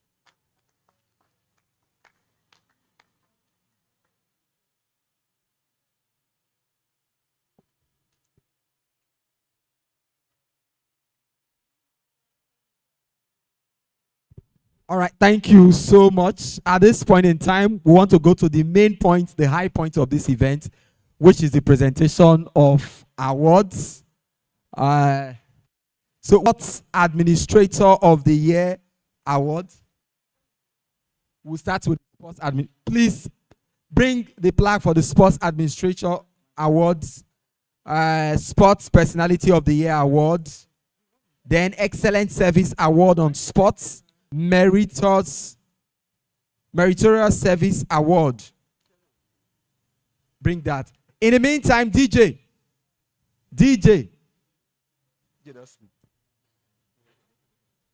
All right, so first on our list, we'll call on the secretary to Isoko on the Nigerian primary school head teacher and a dutiful and God-fearing mother. Mr. Neville's trajectory in the world of academia got stints into Rufa Congratulations. and Hussey College. Let's go to the next both award. in Warri DJ, go to the and next the person. Fruto Grammar The School, Sports Personality of the respectively. Year Award.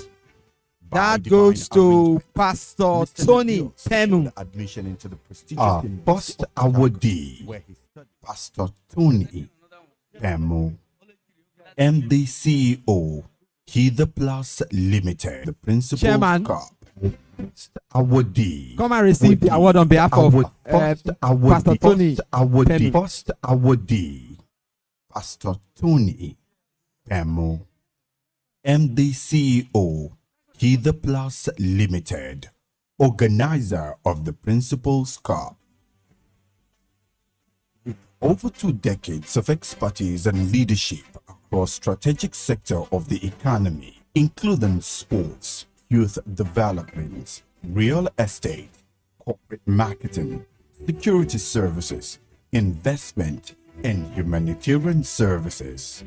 Mr. Tony Pemu is a trained real estate business consultant and sits as Chief Executive of Managing Director, Plus Nigeria Limited, a position that affords him the opportunity to lead a team of expert solution providers on real estate development, corporate consulting and marketing, brands and sports development, with active consulting engagement footprints across top-class organizations in Nigeria, both in public and private sector.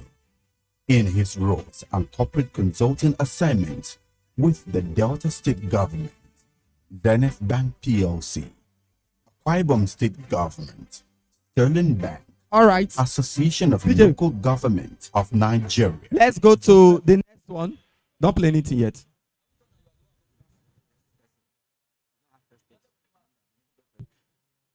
Let's go to the Meritorious Service Award. Okay, Excellent Service Award on Sports Development, and this will be given to the awardee Festus Owojuru, the DG Delta State Sports Commission, and of course Judah Baike will receive this award on behalf of his boss, please. Our next awardee, Dr. Ebenezer. Let's jam our hands together to our able DG. Thank you. Quickly, let's go to the next one. One more. The next one is Meritorious Service Award. Meritorious Service Award, and this will be given to Olorogu Dr. Ebenezer Okorodudu. Our next awardee, Dr. Ebenezer Please, Okorodudu. He was born on the 13th of April, 1964, in Ughelli, Delta State. He hails from. Good afternoon, everyone. We are not just giving an award to Olorogu Ebenezer Okorodudu only. We will see flagging up today as the second patron of Napher-Sd Delta State. Please bring the muffler.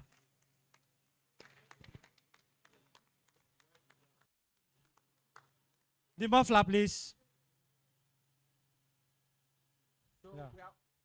We are witnessing the investiture. Olorogu, yes. Olorogu Dr. Ebenezer Okorodudu. As patron, Napher Delta State branch. Congratulations, sir. Congratulations. Thank you so much, representative of the local government chairman, for being handled. Let me quickly call on the next person that will present the next set of awards. Let me call on Ogenede Raw. Please step out, sir.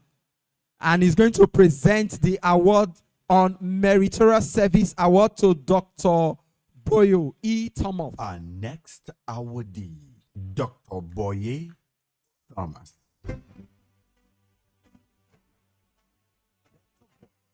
A distinguished academic and chief lecturer at the Delta State College of Education, Masaga. He holds a PhD from the prestigious Nnamdi Azikiwe University.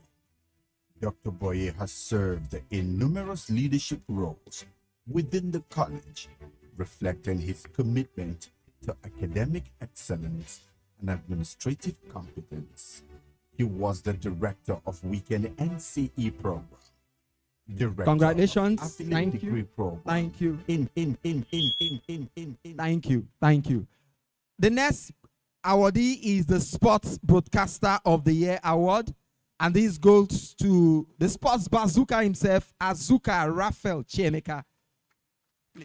Our next awardee, Mr. Azuka Ralph Chiemeka.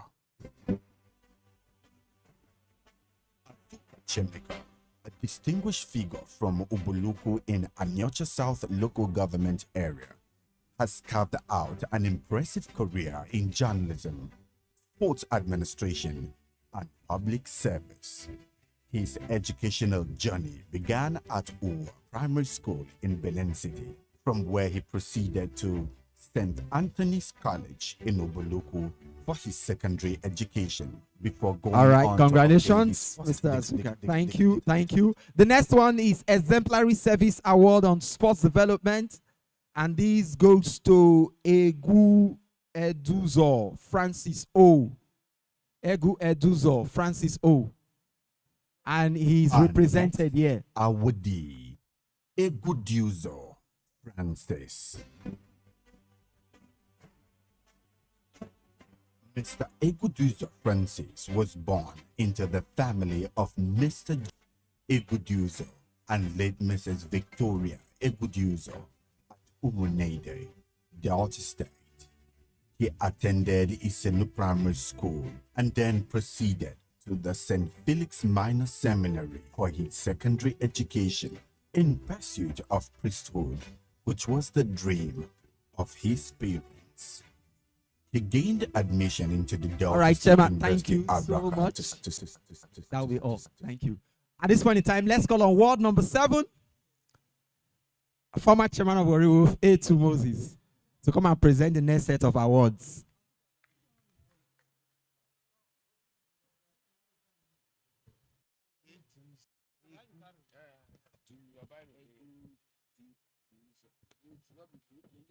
Our next awardee, Coach Tosin Blankson. Yes.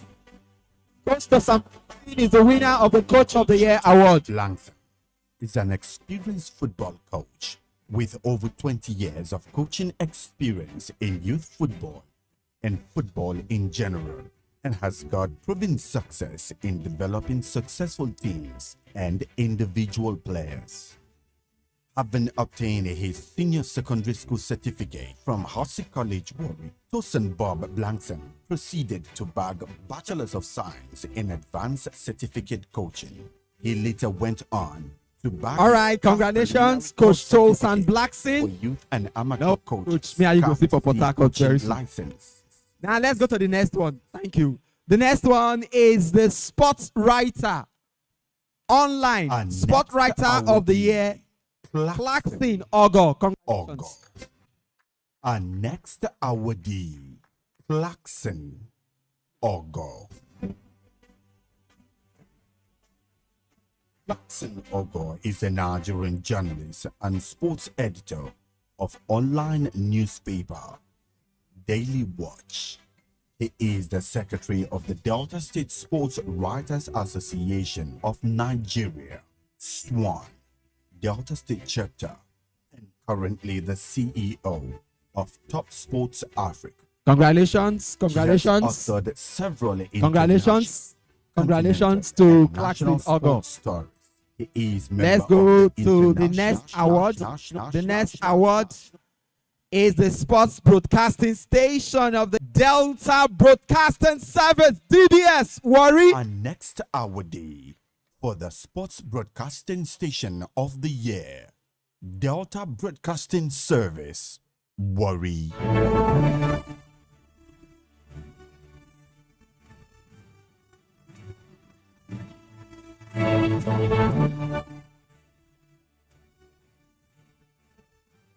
All right. And to receive the award on behalf of the organization is Mrs. Anikme, Deputy General Manager, Administration and Public Relations. Congratulations to DBS. Congratulations to DBS Warri. Congratulations to DBS Warri. And thank you also to A2 Moses for helping us with the presentation of those awards. Quickly, let's call on Sam Soje to step out to present the next set of awards. And as he will be doing that, we'll be presenting award for the Distinguished Merit Award, Oko Elumelu Martins. Next awardee, Erimo Moses Obarisi was born on the 20th of February. This award is presented to Oko Elumo Martins.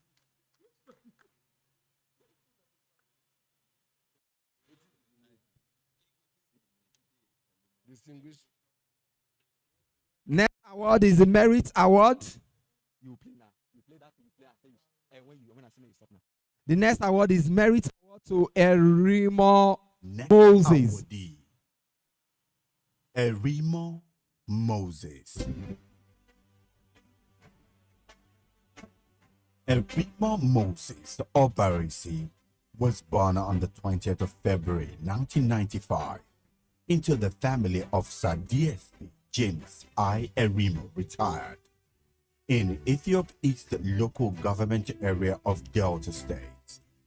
He attended the Delsu Staff Nursery and Primary School, as well as Delsu Secondary School, Abraka, where he obtained his senior certificate. He continued his academic journey at the Delta All right, thank State you, University. thank you. Congratulations, Moses.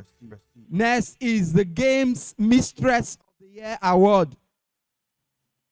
Games Mistress of the Year Award, and this goes to Madu Mezier Antonia. Our next awardee, Madwe Mezier Antonia. Antonia Niborgo was born into the family of late Mr. Felix Nwaboize Iweze. His name Mrs. Evelyn Nwadiolu. And thank you so much, Sam Soje, for helping us with the presentation of those awards. At this point, let's call on to the stage Dr. Ugboma to present the next set of awards. But we'll jam our hands together for him. Our next awardee, Osai Charity. All right, as we welcome, let's present the award of the Health Officer of the Year Award, Osai Charity. Our next awardee, Osai Charity. Mrs. Charity Osai was born on the 21st of June 1976 to the family of late Chief Joseph Ukbene and late Mrs. Janet Utagbono in Ndukwa West local government area of Delta State. Congratulations, She attended congratulations. a Let's go straight to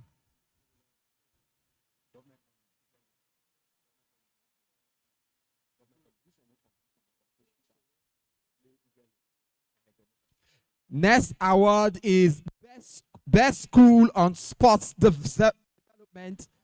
Best school on sports development, and this deservedly goes to Government College Ughelli. Our next awardee for the best school on sports development. Government College, Ugeli.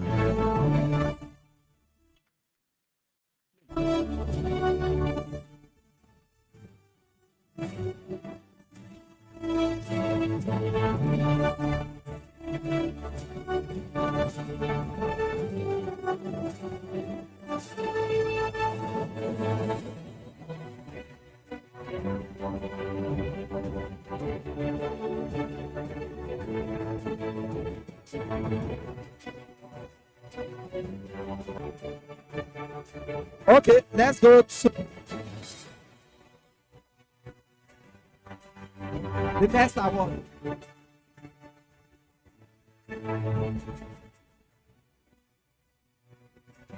Let's present the award of the chapter chairman of the year.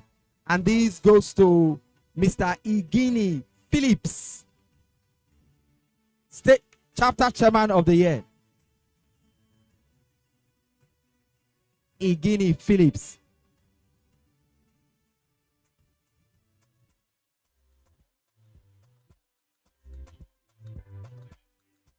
Congratulations, congratulations, congratulations.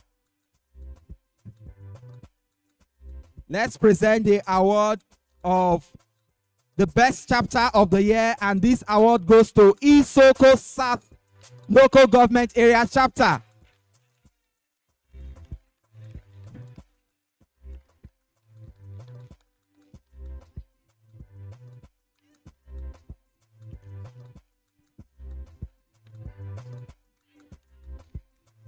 Congratulations to Isoko South chapter. Isoko South.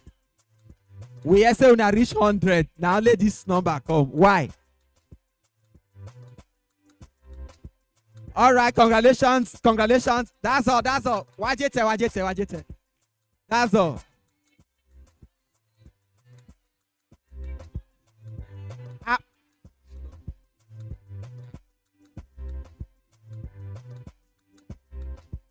Merit award goes to Friday Emogene. Friday Emogene.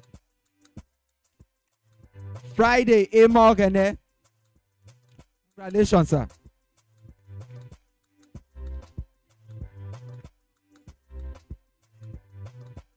Friday Emogene.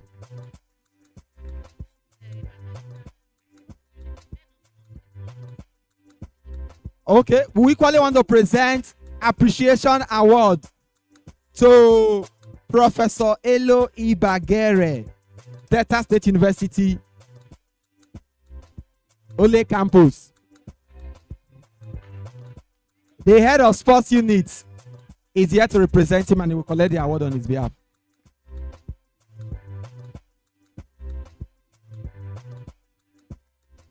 Congratulations, congratulations.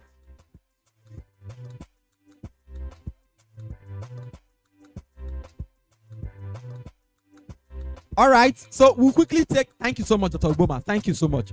We'll quickly take the vote of thanks on behalf of the awardee, and I will hand the mic to Dr. Boye Thomas.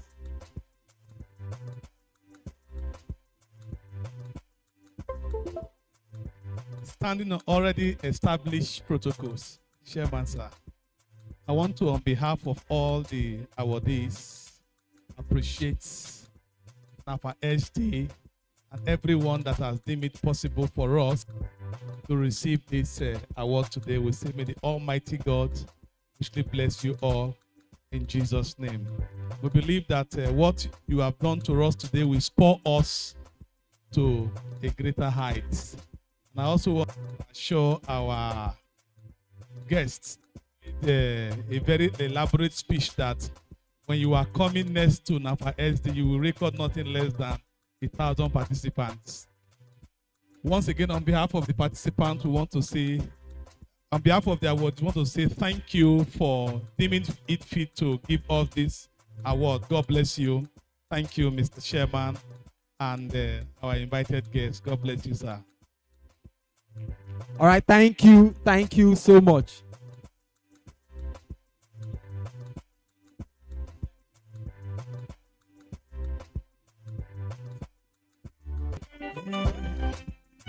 Mr. Sarokole.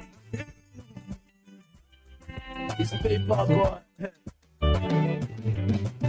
want go university. Now you make me travel to the city.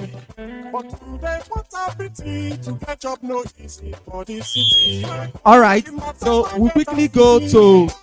Inside my tea. All right, we quickly go to the lead paper presentation, and of course, Professor Ejiro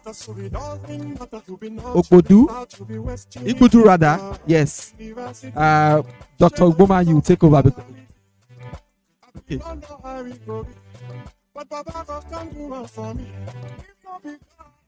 You want to use the projector?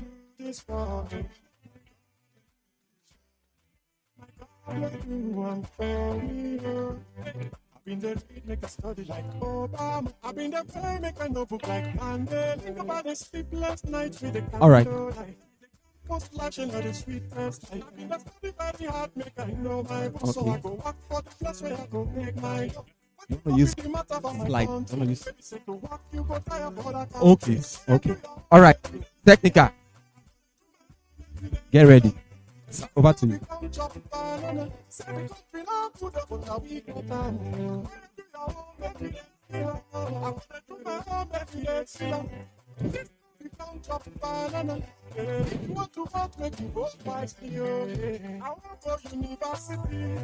Make me travel to the city.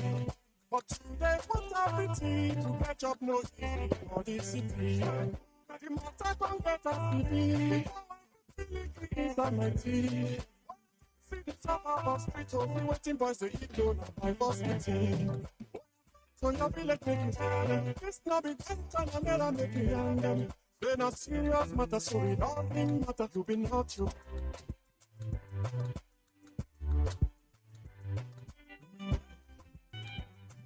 Mr. Sarokole, yeah, no. It's paper boy.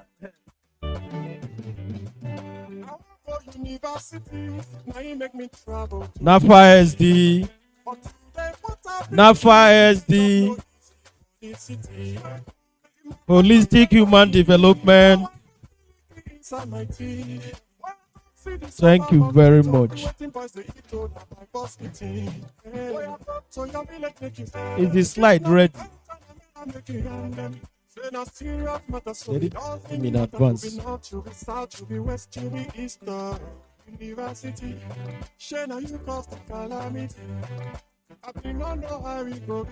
Please let us exercise a little patience so that they can put up the slide for us.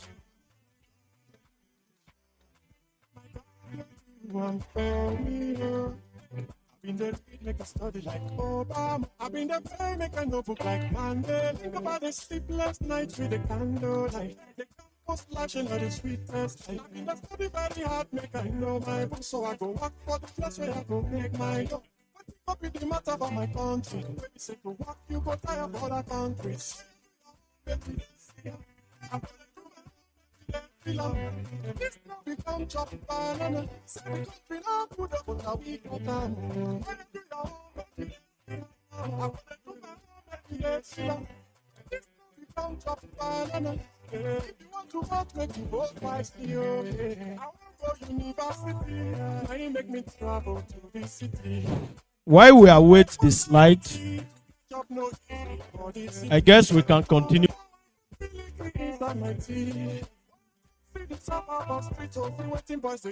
I want to appreciate everybody who has stayed down to this moment.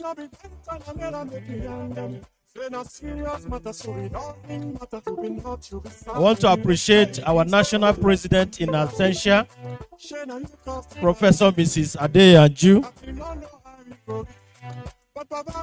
wherever she is. I say may God bless him, bless her abundantly. All dignitaries that are remaining, I say a very big thank you to all of you. distinguished NAFAs that are still remaining here and that are present in this occasion, I appreciate you. As you have been made to understand, this speech is supposed to be delivered by Professor Mrs. Ujuru Igbudu of the Department of Health, Safety and Environmental Education of the University of Benin, Benin City. But due to unavoidable circumstances, she's unable to be here.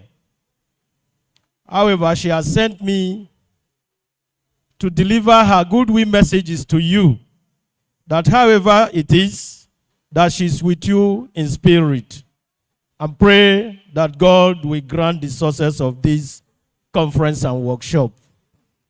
I hope you have accepted her goodwill message.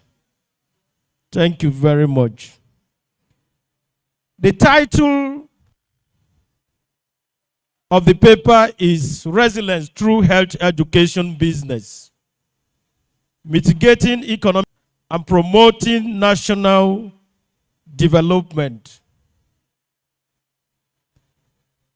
even to the blind and deaf. The times are hard. Nobody can explain to us, or we don't need convictions to know that the times are hard. Right from a few years ago, even if we have been with hardship since time immemorial, the hardship that have come since a few years ago, from the disease perspective to the economic perspective, down to the security angle, is no longer what we used to know. So in this circumstance, how do we survive? How do we become stronger? How do we come out of it stronger? That is the question. And this afternoon, we are going to be specific about what health can do to help us in this perspective. And why do we need health education? Because in the first instance, for you to survive in such challenging situations, you must be healthy. Because if we look at all the impacts of the hardship, the social, the security, the economic hardship, the end product of it, if it is negative, is on your health. That is the truth. And so what can health education do to make us strong, us resilient? Because resilience has to do with being strong in pulling through and pulling out of these conditions.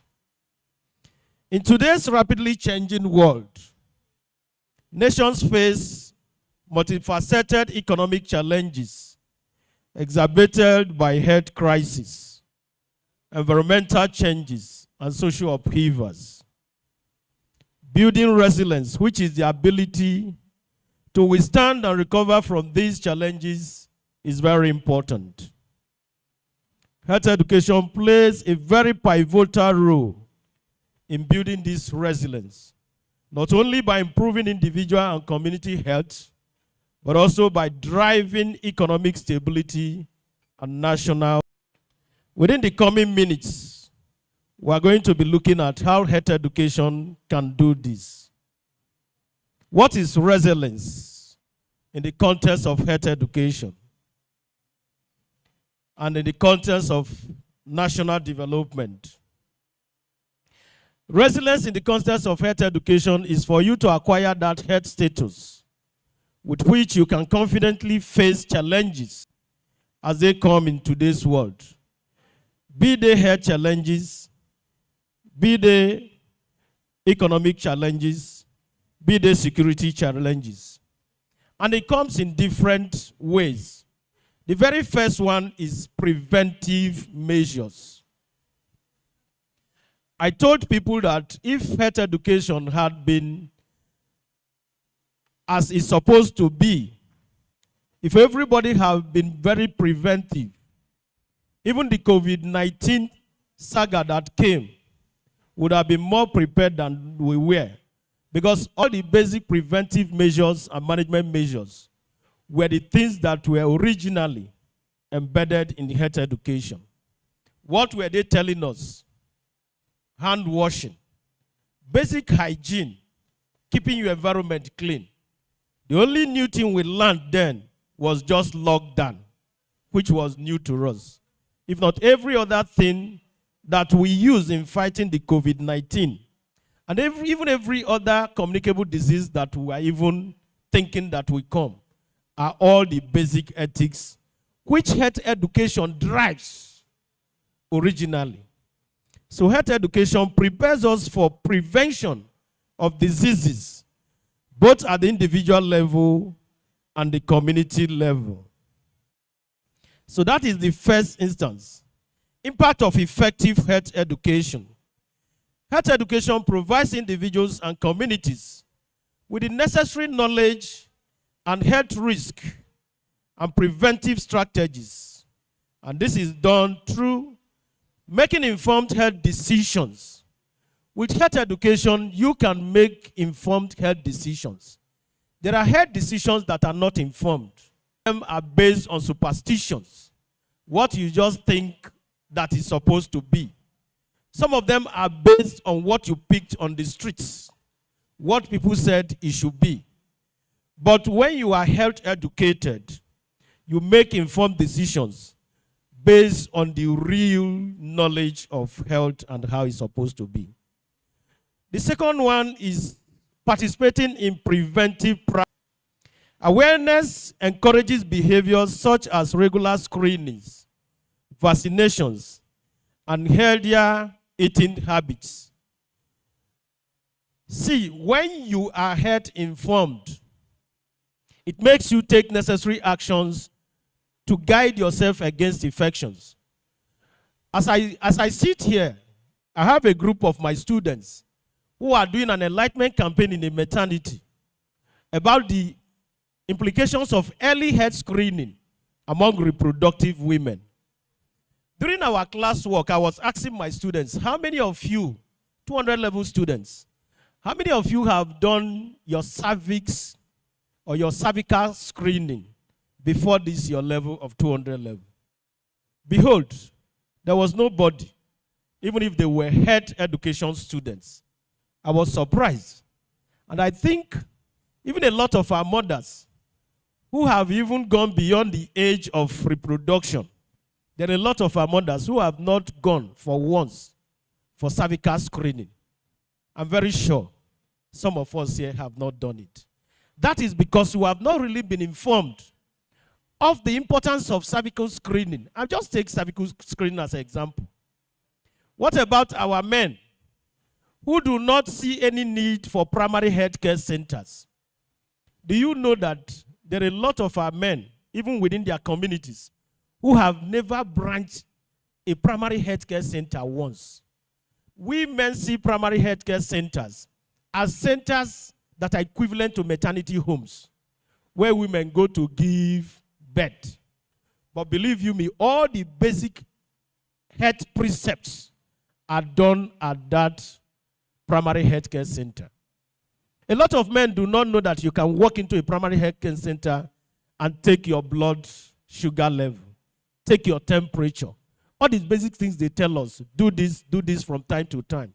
They walk across primary health care center, but they don't know that that is the place they can obtain it even within minutes. Your body mass index, that is the quickest place, even in the deepest village, that you can get your body mass index. A lot of men do not know, because they have not been able to pull out from an informed vantage point of view. Nobody have really educated them health-wise that men, not only women, can make use of the primary health care centers. And because we are at this disadvantaged vantage point, we become vulnerable to a lot of little things that we're supposed to know if we have been health educated. Let me give you an example of what health education have done in reduction of diseases. Like the World Health Organization in 2002 has recorded, these insecticide-treated nets that are being distributed, only insecticide-treated nets, some years ago, the rate at which malaria kills because of only distribution of insecticide-treated nets have been reduced by 50%. Health records and statistics have shown that. But in the years where they concentrated only on treatment, not on prevention through the use of insecticide-treated nets, the rate of death have been very high. Why we don't really appreciate the rate of death from malaria is because many of the deaths were attributed to other things. If not, malaria kills almost 20 times than HIV and AIDS. A lot of us are not aware, especially among the under 5 children and reproductive mothers. Then another one is that it has economic benefits. The economic benefits of being health educated is that it reduces your healthcare costs. When you prevent diseases, of course, we all know that prevention is better than cure and cheaper than cure, much more cheaper. Some of the prevention strategies and techniques, just to do little thing, wash your hand, do this. How much do you need? Just soap. Use insecticide-treated net. Wash your hand before you feed. Yesterday, one man from my village was telling me, I want to eat bread. I want to eat bread, and I was demanding that I want to wash my hand because the bread was already opened. If it is the one I bought with cellophane, I can grab it with the cellophane. And somebody was telling me that eating without washing hand is not dirtiness. But not washing hands after eating is dirtiness. In fact, it has become an adage in my place. I don't know how they say it in your place.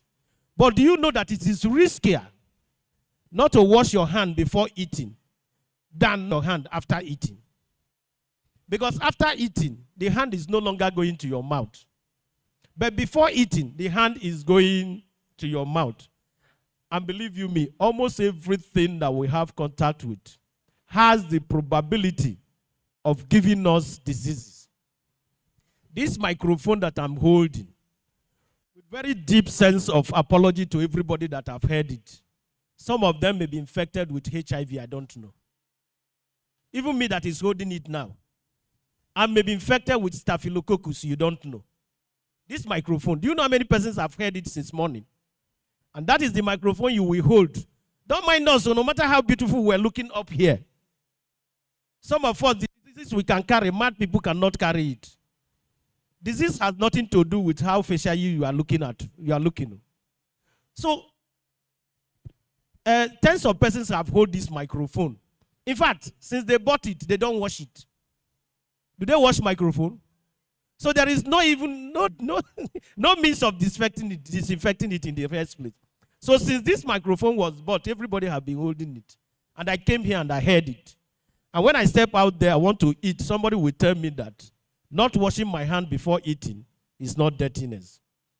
Very uninformed vantage point of view. Effective health education reduces the incidence of preventable diseases, lowering healthcare costs and maintaining a healthy workforce. Another advantage of being health educated is that it maintains a healthy workforce. When you get sick, either physically, mentally, or otherwise, your performance at workplace reduces. And immediately your performance reduces, you are reducing production in the factory. Even those of us that transmit knowledge, immediately you are affected in any part of your health, your production reduces. If my home is not fine, if I quarreled with my wife early this morning, or maybe, okay, I passed the night in Oleh, but on phone, my wife quarreled with me. As I come here, as I'm talking, believe you me, the situation between me and my wife is going to be what I will give to you. So it affects every production, whether mentally, emotionally, socially, and otherwise. Health education builds a robust healthcare system. Health education business contribute to building a knowledgeable workforce that supports the healthcare infrastructure, enhancing its capacity to respond. This is how it builds a robust healthcare system. Good health education. You see, when we say health education, is one of the major components of primary health care. Because when we blame people, men do not know that they have to do this. Women do not know that they have to do screening. It is not the populace that are really to blame. It is we health educators. We have not done our job both at school, community, and industrial stages to do the real health education. So it is we. However, we also want to blame the government who have not been able to incorporate health education really into the medical health system of the nation. Because if you go to many health centers, you discover that the work of health education are being done by medical doctors, nurses, who never received any training on education. No matter how you look at it, it is only those ones who present for treatment that the doctor is able to talk to. So the doctor have no business with preventive health care. The doctor is waiting for you to get sick before you present yourself for treatment. And he begins to advise you, eat this, eat. As at the time the doctor is telling you, avoid carbohydrates, avoid sugar, you are already sick. In fact, many of the degenerative diseases he cannot cure. He's just telling you those things. He will only manage it. At that stage, severally, you have gone bad. But for the health educator, who would have, if there were health educators at those health centers, they would have gone to the community in advance and begin to tell people what they are supposed to do to prevent those diseases. They wouldn't wait for you. I think that is the most aspect why they fight the health education part being done by professional health educators.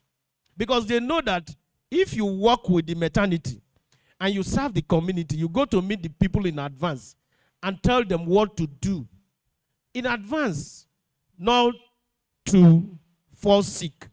Then the medical doctor will have no business. People would have prevented a lot of diseases. I'm only thinking that is why they block our view. The role of health education business in economic mitigation. Health education businesses encompass a range of enterprises, including training institutes. Those of us who trained before now didn't have the privilege that some persons have now. Currently, we are beginning to drive entrepreneurship in health education. I've been telling my students, you don't have business working for government when you graduate. Unfortunately, we are gone far. After the first degree, second degree, and third degree. So it is very difficult to reverse that now. But for you, there are a lot of things you can do. You can build health training institutes. Many of the health technologies, unfortunately, or fortunately, it's fortunately because it's still a very big business. I was discussing with a friend. I said many of the health technology institute, School of Health Technology, go across the River Niger. You will see private institutions. School of Health Technologies. They are all based on health education. Somebody can establish that and do good business. Consultancy firms. Just like people are beginning to build gyms, we can build consultancy firms. Please, everybody's interested in health talks. So if you don't know, interested in health talks than other. It's just that we have not developed capacity to package them the way that people will come and buy them. Only STI. If they know that you offer services on STI, how to prevent sexually transmissible infections, almost everybody, including 90-year-old man, want to hear you. And these are the things we've not developed capacity. But with that, we can create digital health platforms. Yes. Again, the course we are doing, the introduction of the use of computer to health education. And I love that. I taught that course, I'm teaching that course in this semester in collaboration with some people in major computer science. And if you see what the children are doing, people like us, because we are not used to technology, we find it difficult to create content. content is not only shaking nyash or being nude. People want to hear health information through creation of content. And we leave people who are not professionals. Everybody will just come from the street, jump into creation of content in health. What are we doing? We want to build capacity in that aspect because it can help us in building economically. It creates job in that aspect. Enhancing workforce productivity. A healthier workforce is more productive, contributing to higher. It didn't come up.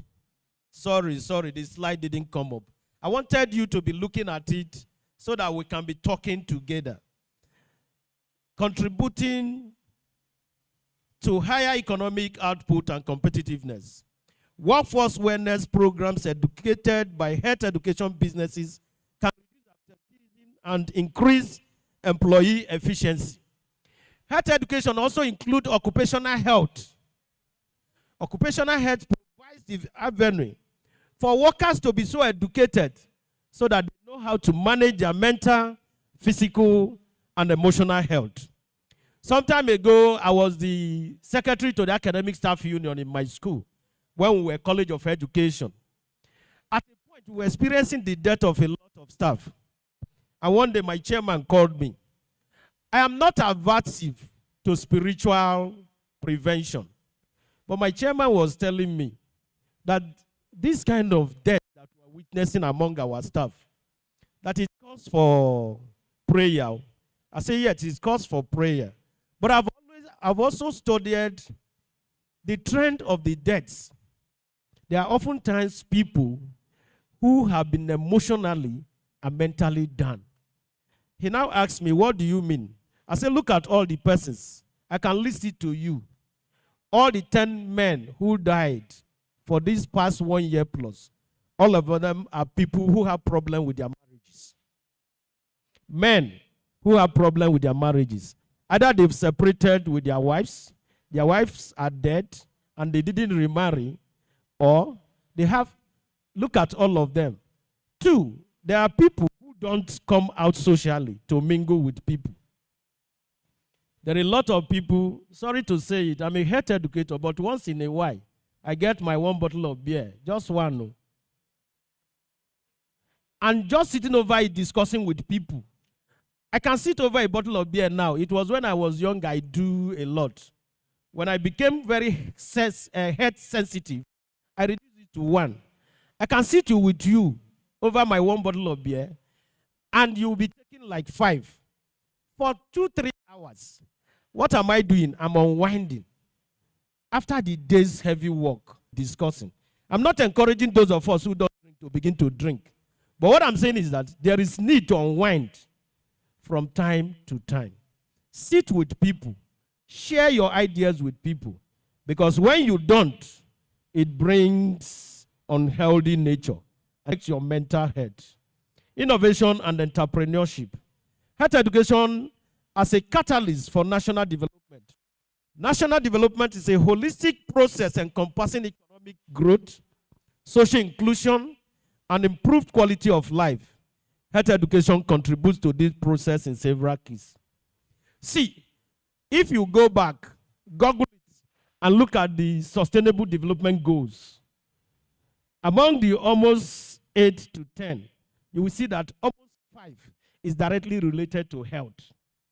Almost 5. The other ones, only 2 does not have link with health. So if you look at the SDGs, it is simply health-centered. And now, if you are talking of development of any country, it has to do with the measurement of how they attain these sustainable development goals. So if health is about 70% of the SDGs, then what are we talking? The healthier we are, the more development we witness. And this development can only come when the people are health educated, not by prevention or that. Even when you provide medical centers, experience have shown that if we don't value those medical centers, people will not even access it. I've seen a lot of, if you go to many villages till tomorrow, I was telling somebody in the Ministry of Health, I said, "Una go to do what una go to do. We health educators go there on our own. We go to hustle on our own. These health centers you place, there are a lot of women. More women in some villages go to traditional birth attendants than the maternity homes provided by government. Because of the belief, the trust they have in TBAs more than the maternities provided by the government. But somebody needed to bring out the advantages that is embedded in this modern maternity. And sometimes, even the primary health care, like you want to explain to them, does not say the community is not involved. The primary care concept is even incorporates both that traditional birth attendants and the primary health care maternity center. Because of fights between the TBAs and the orthodox maternity, you discover that a lot of TBAs find it difficult to make quick referrals when there are complications. It's just because of the fight. But when we have a deeper health education, who will explain to all of them, they provide the assessors, who are the consumers of the healthcare centers, I think we go better for it. Social stability and cohesion. Health education fosters social cohesion by promoting shared values around health and well-being, reducing disparities, and fostering inclusive communities. It's just what I've explained. When you understand that you were supposed to work in synergy, both you that is in the orthodox and you that is in the traditional, the orthodox man respects the culture of the place, then the traditional man will begin to respect the orthodox man. This social cohesion will bring more effective, a comprehensive primary health care and beyond. Community health education programs can bridge gaps between different social groups, promoting unity and collective actions. If you look at a lot of youth groups today in Nigeria, all we face is, when you hear of youth empowerment, you hear of people they want to give money. You hear of people who want to quell violence. Not any of them will begin to talk of the health of the people. How do you give monetary empowerment to somebody who is not healthy? The health is the basic, which they have not realized. Enhance quality of life. Improved health outcomes directly correlate with a higher quality of life, which is a key indicator of national development. Education on mental health can reduce stigma, improve access to services, and enhance overall societal well-being. Sustainable development goals, I've explained that. Attracting investment and talent. A well-educated population attracts both domestic and foreign investment, fostering an environment conducive to innovation and economic growth. E.g., places with strong health education infrastructure are more attractive to multinational corporations seeking reliable and healthy workforce. Let me tell you, one of the things why many of us do not enjoy villages today, when we talk of working under any parastatal, is because we don't have infrastructure. If we have the kind of doctors, the kind of nurses, the kind of roads, the little electricity that the urban areas access in Nigeria, all the infrastructures and the village, a lot of us will comfortably teach in the village and don't complain. So health education, along with other sectors of health, will help us to educate the providers of this infrastructure, that is government and other donor organizations, on the need to provide this infrastructure. Approaches to building resilience health education business. To maximize the impact of health education businesses on economic resilience and national development, strategic approaches are essential. The following are some of the strategies. 1, public-private partnership. Public-private partnership. One thing we have not been educated before now is how to build businesses in physical and health education. We don't know how to source for sponsorship. I was here yesterday at the workshop. When the resource person here, was telling us the need, the routes to go through in writing for sponsorship. Please, I know Nigeria is bad, but there is nothing bad in giving things trials. Develop a business proposal for establishing a fitness center. Develop a business proposal for developing a health center. All these things can be sponsored by people we think may not sponsor them. A good business proposal is very powerful in any sector. The many persons you see that attract sponsorship in other areas of businesses, the very first requirement is solid business proposal. So you can't say that you don't have a fitness center because you don't have money. It costs money. The question is, how do you get the money? Business proposal, very solid one, is the first step. So you build a public-private partnership in integration of technology. Leveraging digital platforms and technologies can expand the reach and effectiveness of health education, make it more accessible and efficient.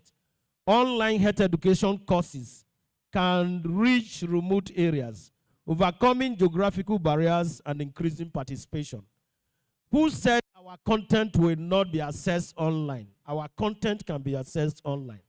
Or what we need to do is to acquire the training. How do you do a short video of 5 minutes that can attract the attention of people online? That is the first thing. 2, you needed to be patient. A lot of people who are making money online today have spent like 2, 3, 5 years online before the real money comes. It does not come within the first 1 year.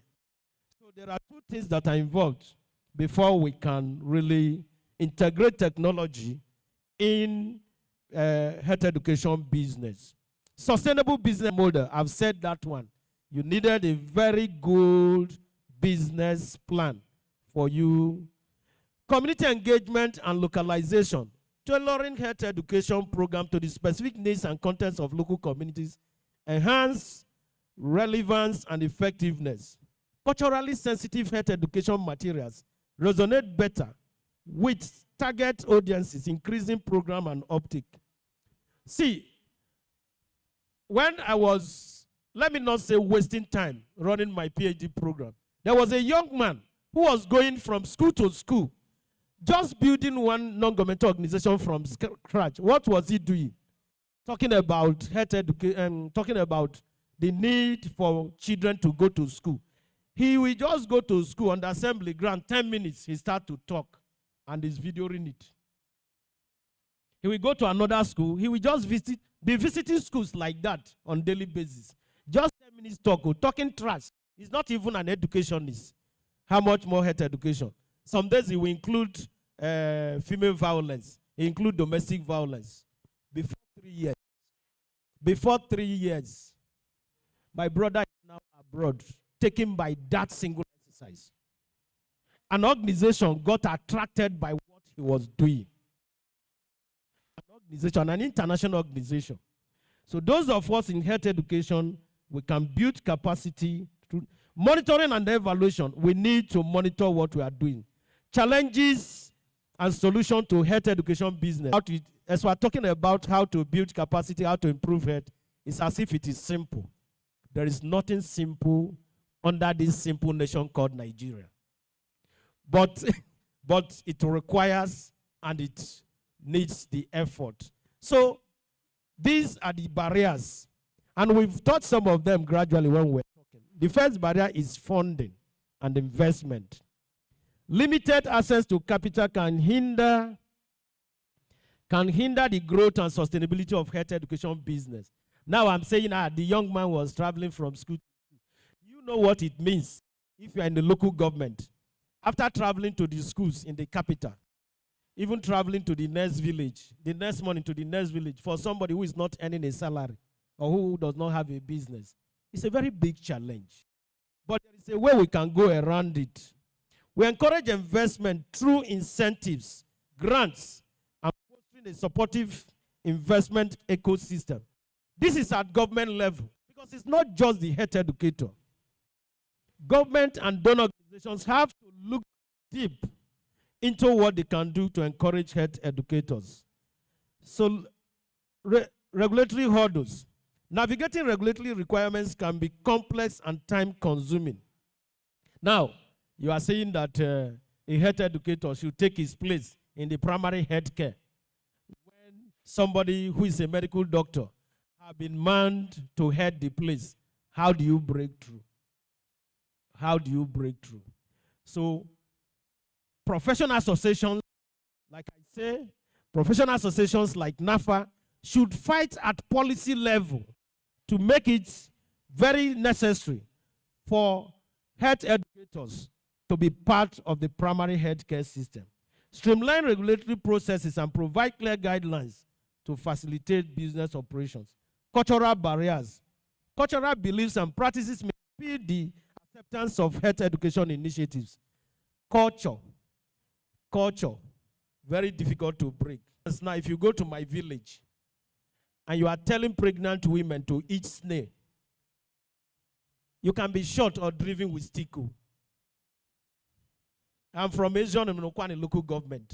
We don't touch snail. If you touch snail in my village, you won't go away unhurt. So that is what cultural barriers can do. But you needed to also study the people. You need to study the people. You don't change culture by force. You don't change it instantly.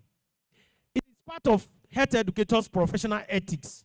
You must respect their culture. You must respect their religion. You don't abuse Jesus Christ when there are Christians. If you like, be Muslim. And you don't abuse Muhammad when there are Muslims.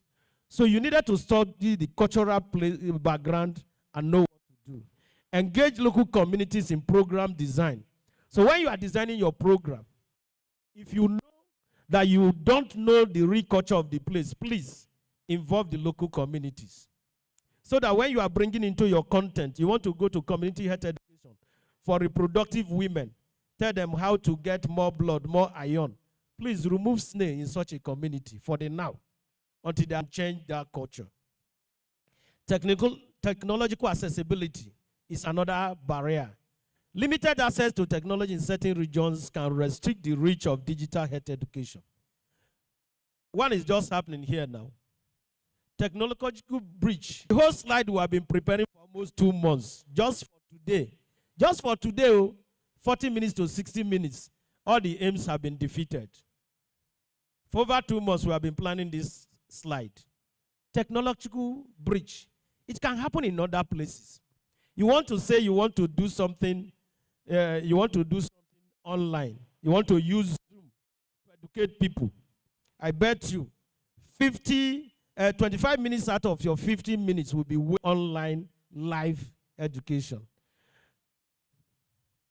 Okay? Ensuring the long-term viability of health education business amidst economic fluctuations is another challenge. How do you ensure that your program will be sustained? Many of the programs that doctors you see are doing online, nurses, they have sustained them for a stretch of time. That is why I thought of patience. We need to sustain them, develop diversified revenue streams, and adopt sustainable business practices to withstand economic uncertainties. So what you do is that you raise money from other areas for the meantime to support your health education business. I've just been given a paper, but thank God I'm getting to the conclusion that I have only 5 minutes left. I think the 5 minutes is enough for me to conclude.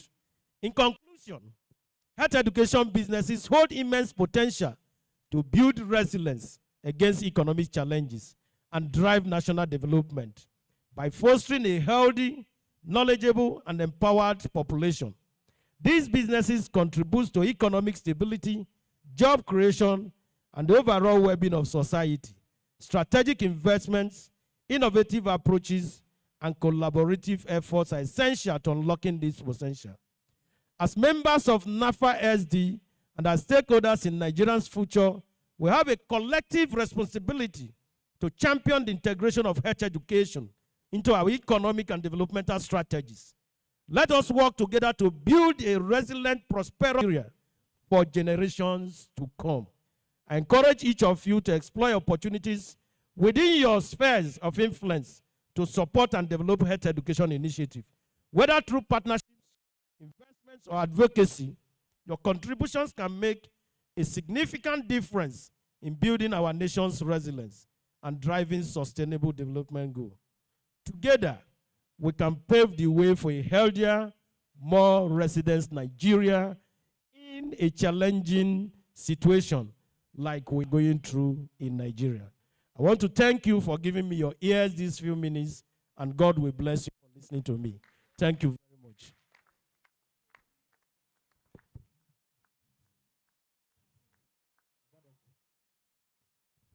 All right, thank you so much, Doctor, for that wonderful presentation. And of course, we'll go to the next team paper presentation. Okay, so any announcement?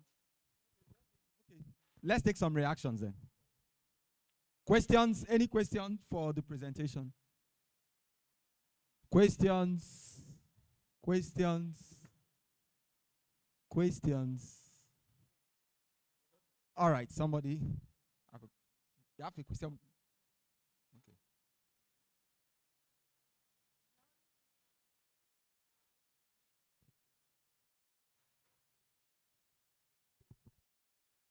Napher-Sd, holistic human development. Sir, question from what you gave us.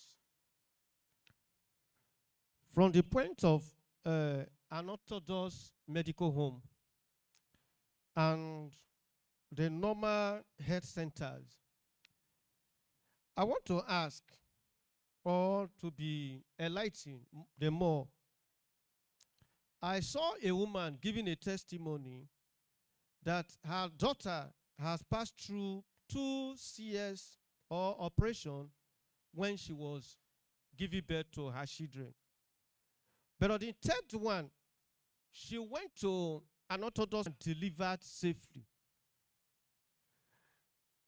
But in your teaching, you, in one way or the other, paying more attention to the health center that is more preferred. In that situation, I want you to still enlighten me or the house. What happened in that case? Going to the hospital, the lady passed through operation before delivering or giving birth to her children. But on the 3rd row, she went to a traditional home and she delivered safely. What has happened in that situation? Napher-Sd. All right. Any other question?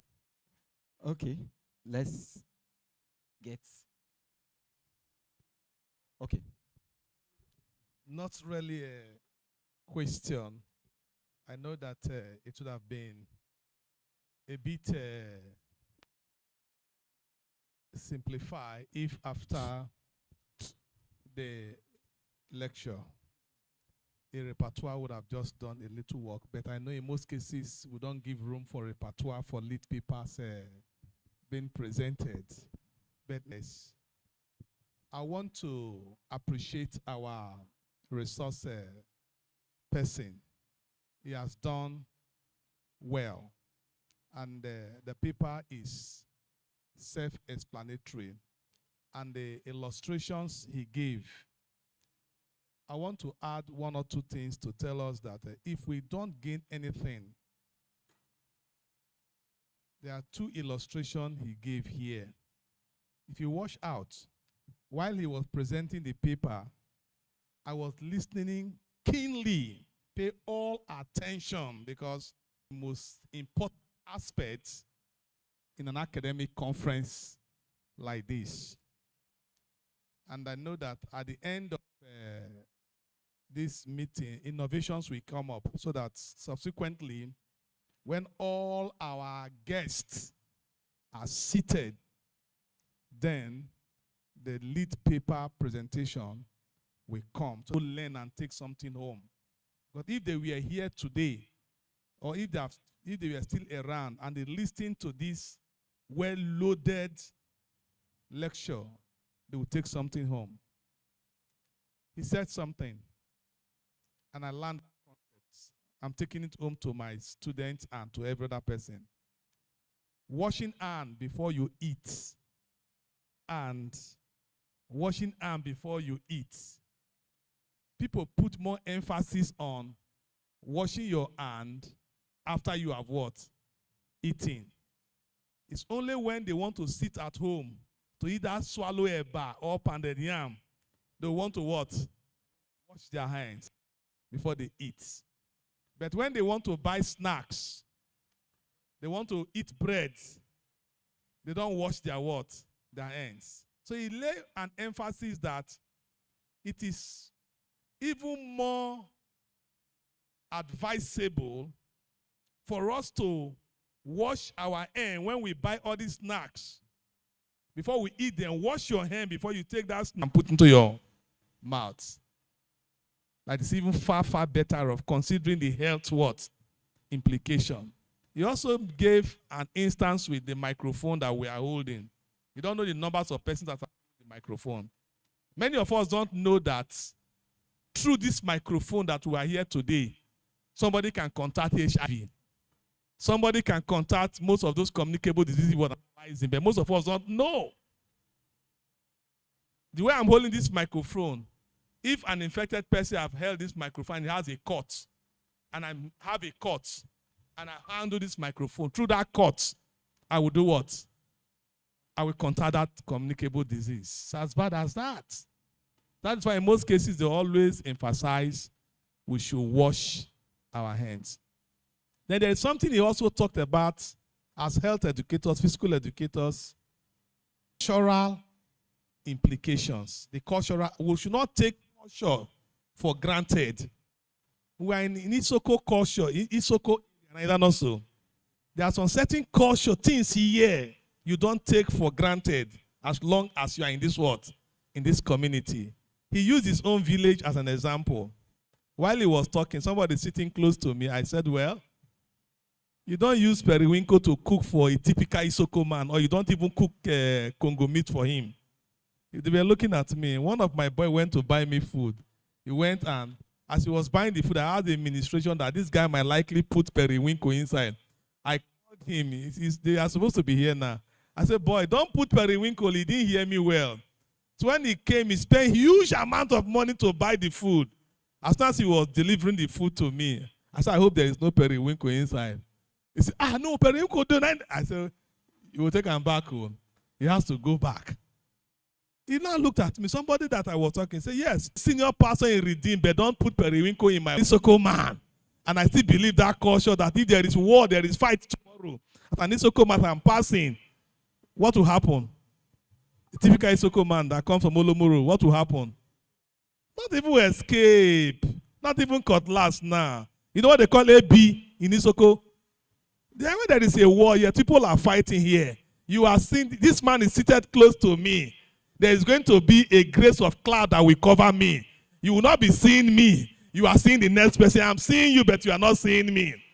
And because I still have that belief, it still works for me. It's not because there is any this thing. There are rules that don't eat this, don't eat that. So he was talking about health. He now said something. Don't underrate what? The culture of those particular persons.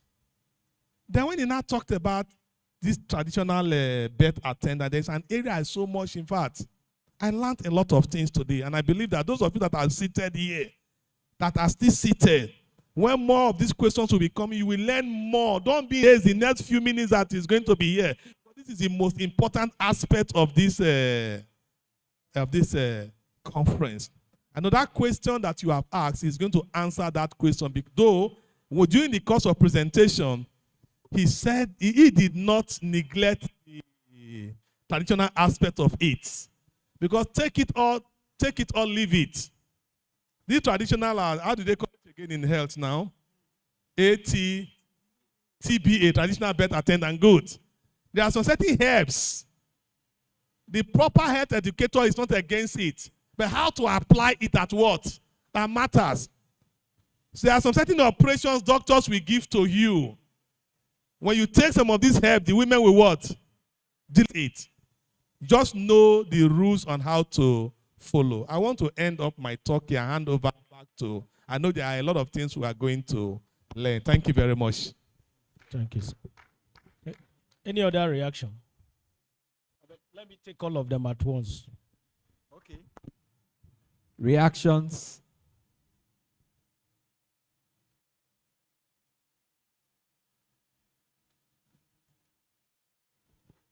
Napher-Sd, Holistic Human Development. Yeah, thank you very much, my beloved brother, friend, and colleague. It's long time we see. Mr. Oji, happy to see you. In the course of your, I discovered that the Physical Education Association we run today were more of the physical, but the health, we are not touching them. And while you are talking to us, it's like telling us to go back to the drawing board. In the same vein, you mentioned, how do an health educator do something meaningful in health center when he or she is not part of the administration of that center? In other words, every health center has an ES, which we all know. And when there's any problem, except the ES give the mandate, nothing follows. In this regard, how do the NAFA integrate such mandates? You mentioned about policy driving. How can the NAFA reach out to the government to see the need of integrating health educators into the health system? Not just somebody read health education in the education, whatever. Comes, he gets only when they want to. Can you please give us some good eye? Thank you. Any other question? It's okay. It's like we're already really exhausted. I want to thank all of us. The really listening. I want to start from my boss, Boye. Dr. Boye cunningly did some brief tribute. He was my partial roommate when we were in first degree. Various nights, I spent the nights in his place.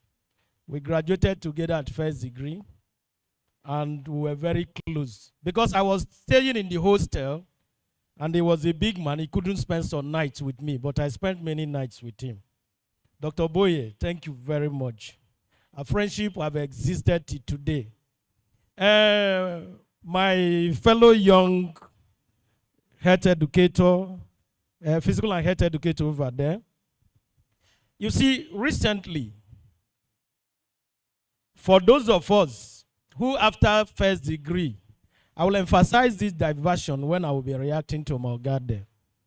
For those of us who diverse after first degree into health education proper, the concept of health education is expanding. Before now, you have physical, mental, emotional, and those ones. But recently, there is a new dimension. Dr. Erumi mentioned it yesterday. The spiritual perspective to health is already joining the perceptives or perceptions of health education. You cannot divorce spirituality, what somebody believes in, from what works for him in health. And please, I'm one of the proponents that there is need to really marry orthodox medicine and traditional medicine. My immediate oga refused that. You don't say anything about it when my oga is talking. My PhD supervisor, some of you know him. Even if he's aware that I'm here, he will not be happy with me for some time. He's also that kind of person that does not believe that physical and health education can meet. So I'm a different person. So the question you ask, somebody delivered through CS 2 times under normal circumstances. If she's delivering the third one, the doctor will say it's going to be through CS, or they will tell the woman to stop giving birth altogether. But the belief, she furthered and got pregnant the third time. And the third time she delivered peacefully through TBA. The question you are asking is, how do we emphasize on that? I've answered it. I'm a proponent of re-interwoven of orthodox medicine and traditional medicine.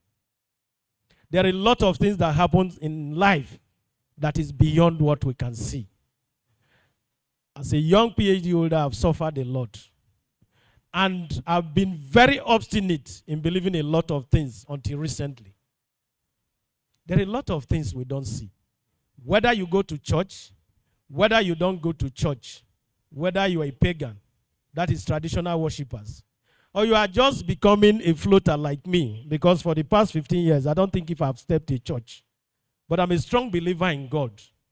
Whether you believe it or not, there are things that are beyond the eyes. Somebody, I always explain to people, when they say this, what do they call it now? Please, women, help me. Placenta. Placenta can naturally hook a baby inside the womb, especially when the baby is turning. That is about 4 weeks to delivery. The baby will turn. Because ordinarily, the baby is facing up inside the uterus. But towards delivery, the baby have to turn. Sometimes a woman will think that she's almost delivering when the baby is turning. Our mom is, you know. But that turning stage is just the first aspect. During turning, the placenta can hook the baby. It is natural. You get it.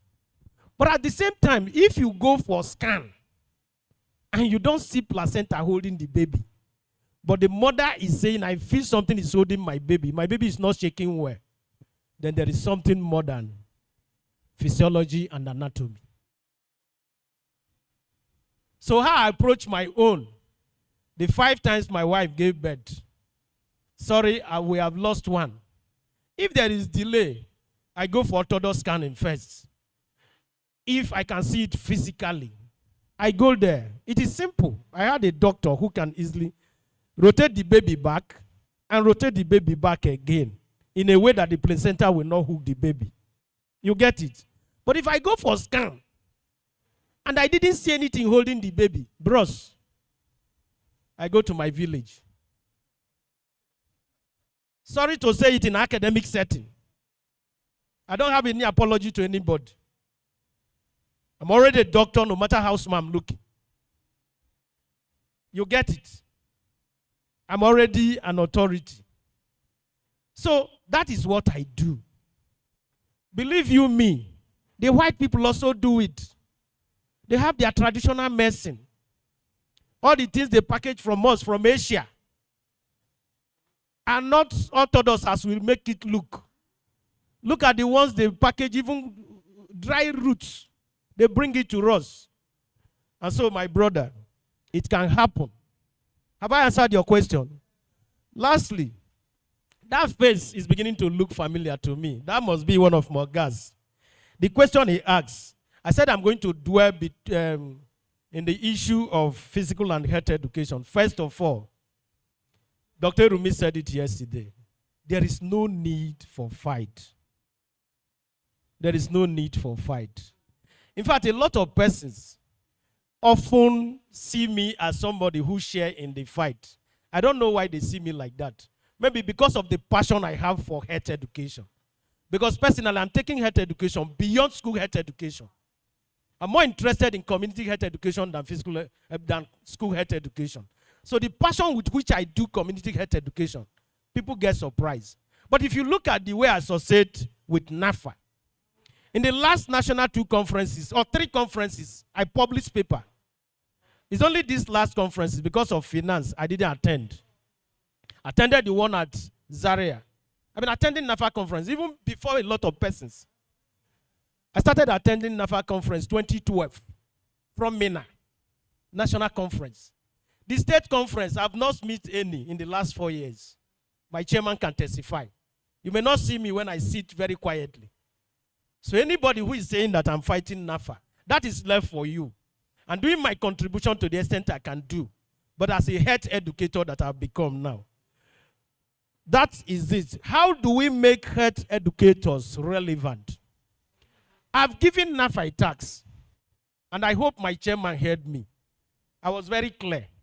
I said professional associations. I only mentioned NAFA because it's only NAFA that is here. Policies are things you cannot fight from below. It is not for you. It is not for me. Because a lot of the things we suffer are policies. You see how this one you are saying, they are using, yesterday I saw you complaining now. I was just laughing at the back.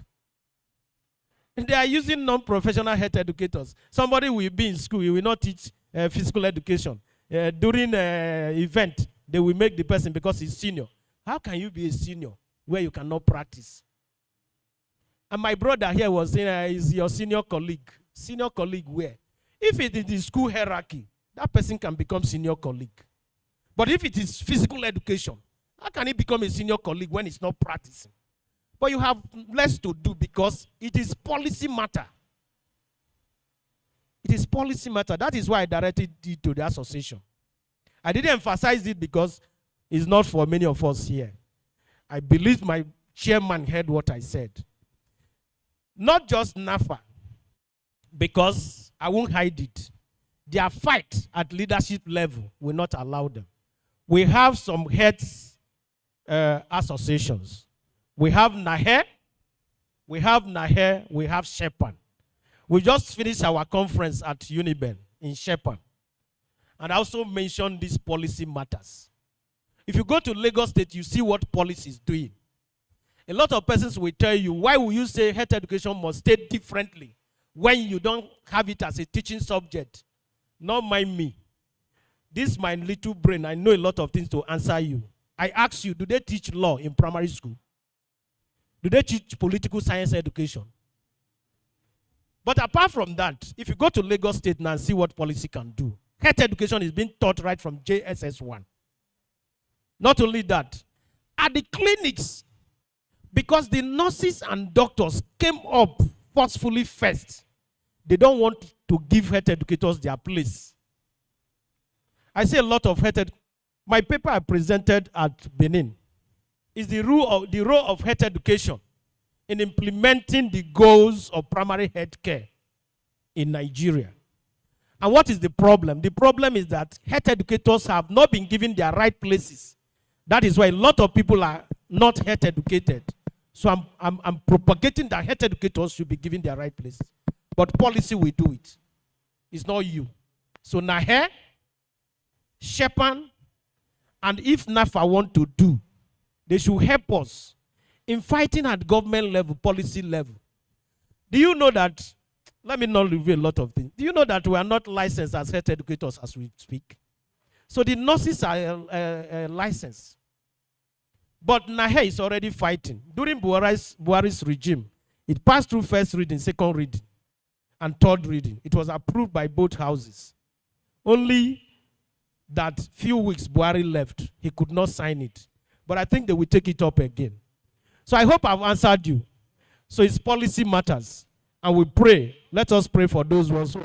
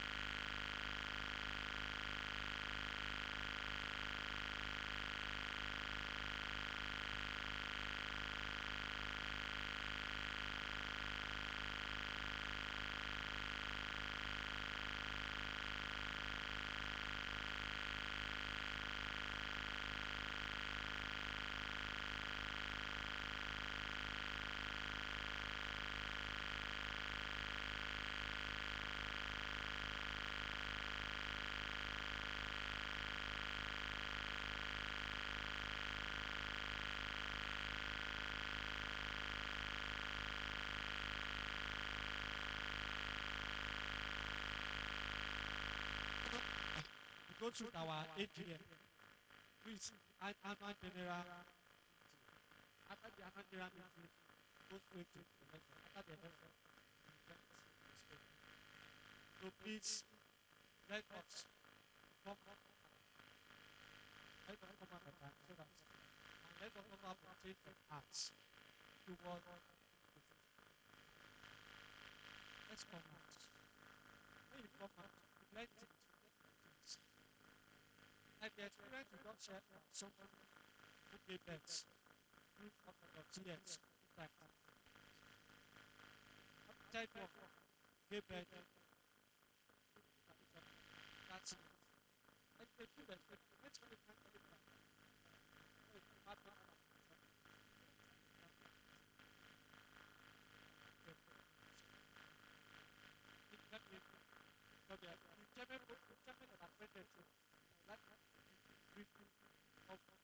Thank you very much.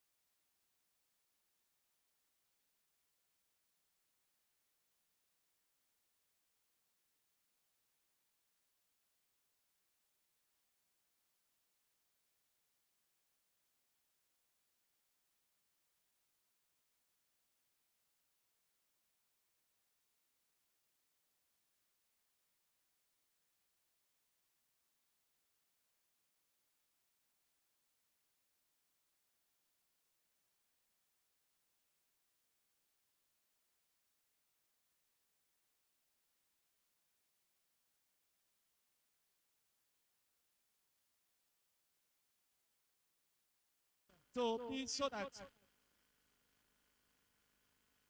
community should be, so after the AGM, we meet, okay, during the AGM, we meet the community and we adopt it and release it to the press, then send it to various the state government agencies. Thank you very much. I think Pastor Okoye will also lead us for closing prayer. I want to see all the chapter chairman present after closing prayer. Thank you.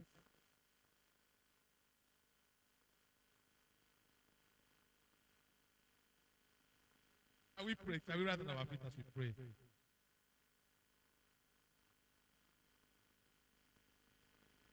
Father, in the name of Jesus, thank you because you are a faithful God. From the beginning to the end, you have been here with us. Lots of lectures, lots of talks, about your name be glorified, Father. The program continues to work. The way you help us to the Lord, help us. When that will be on their way coming tomorrow, grant them journey mercy.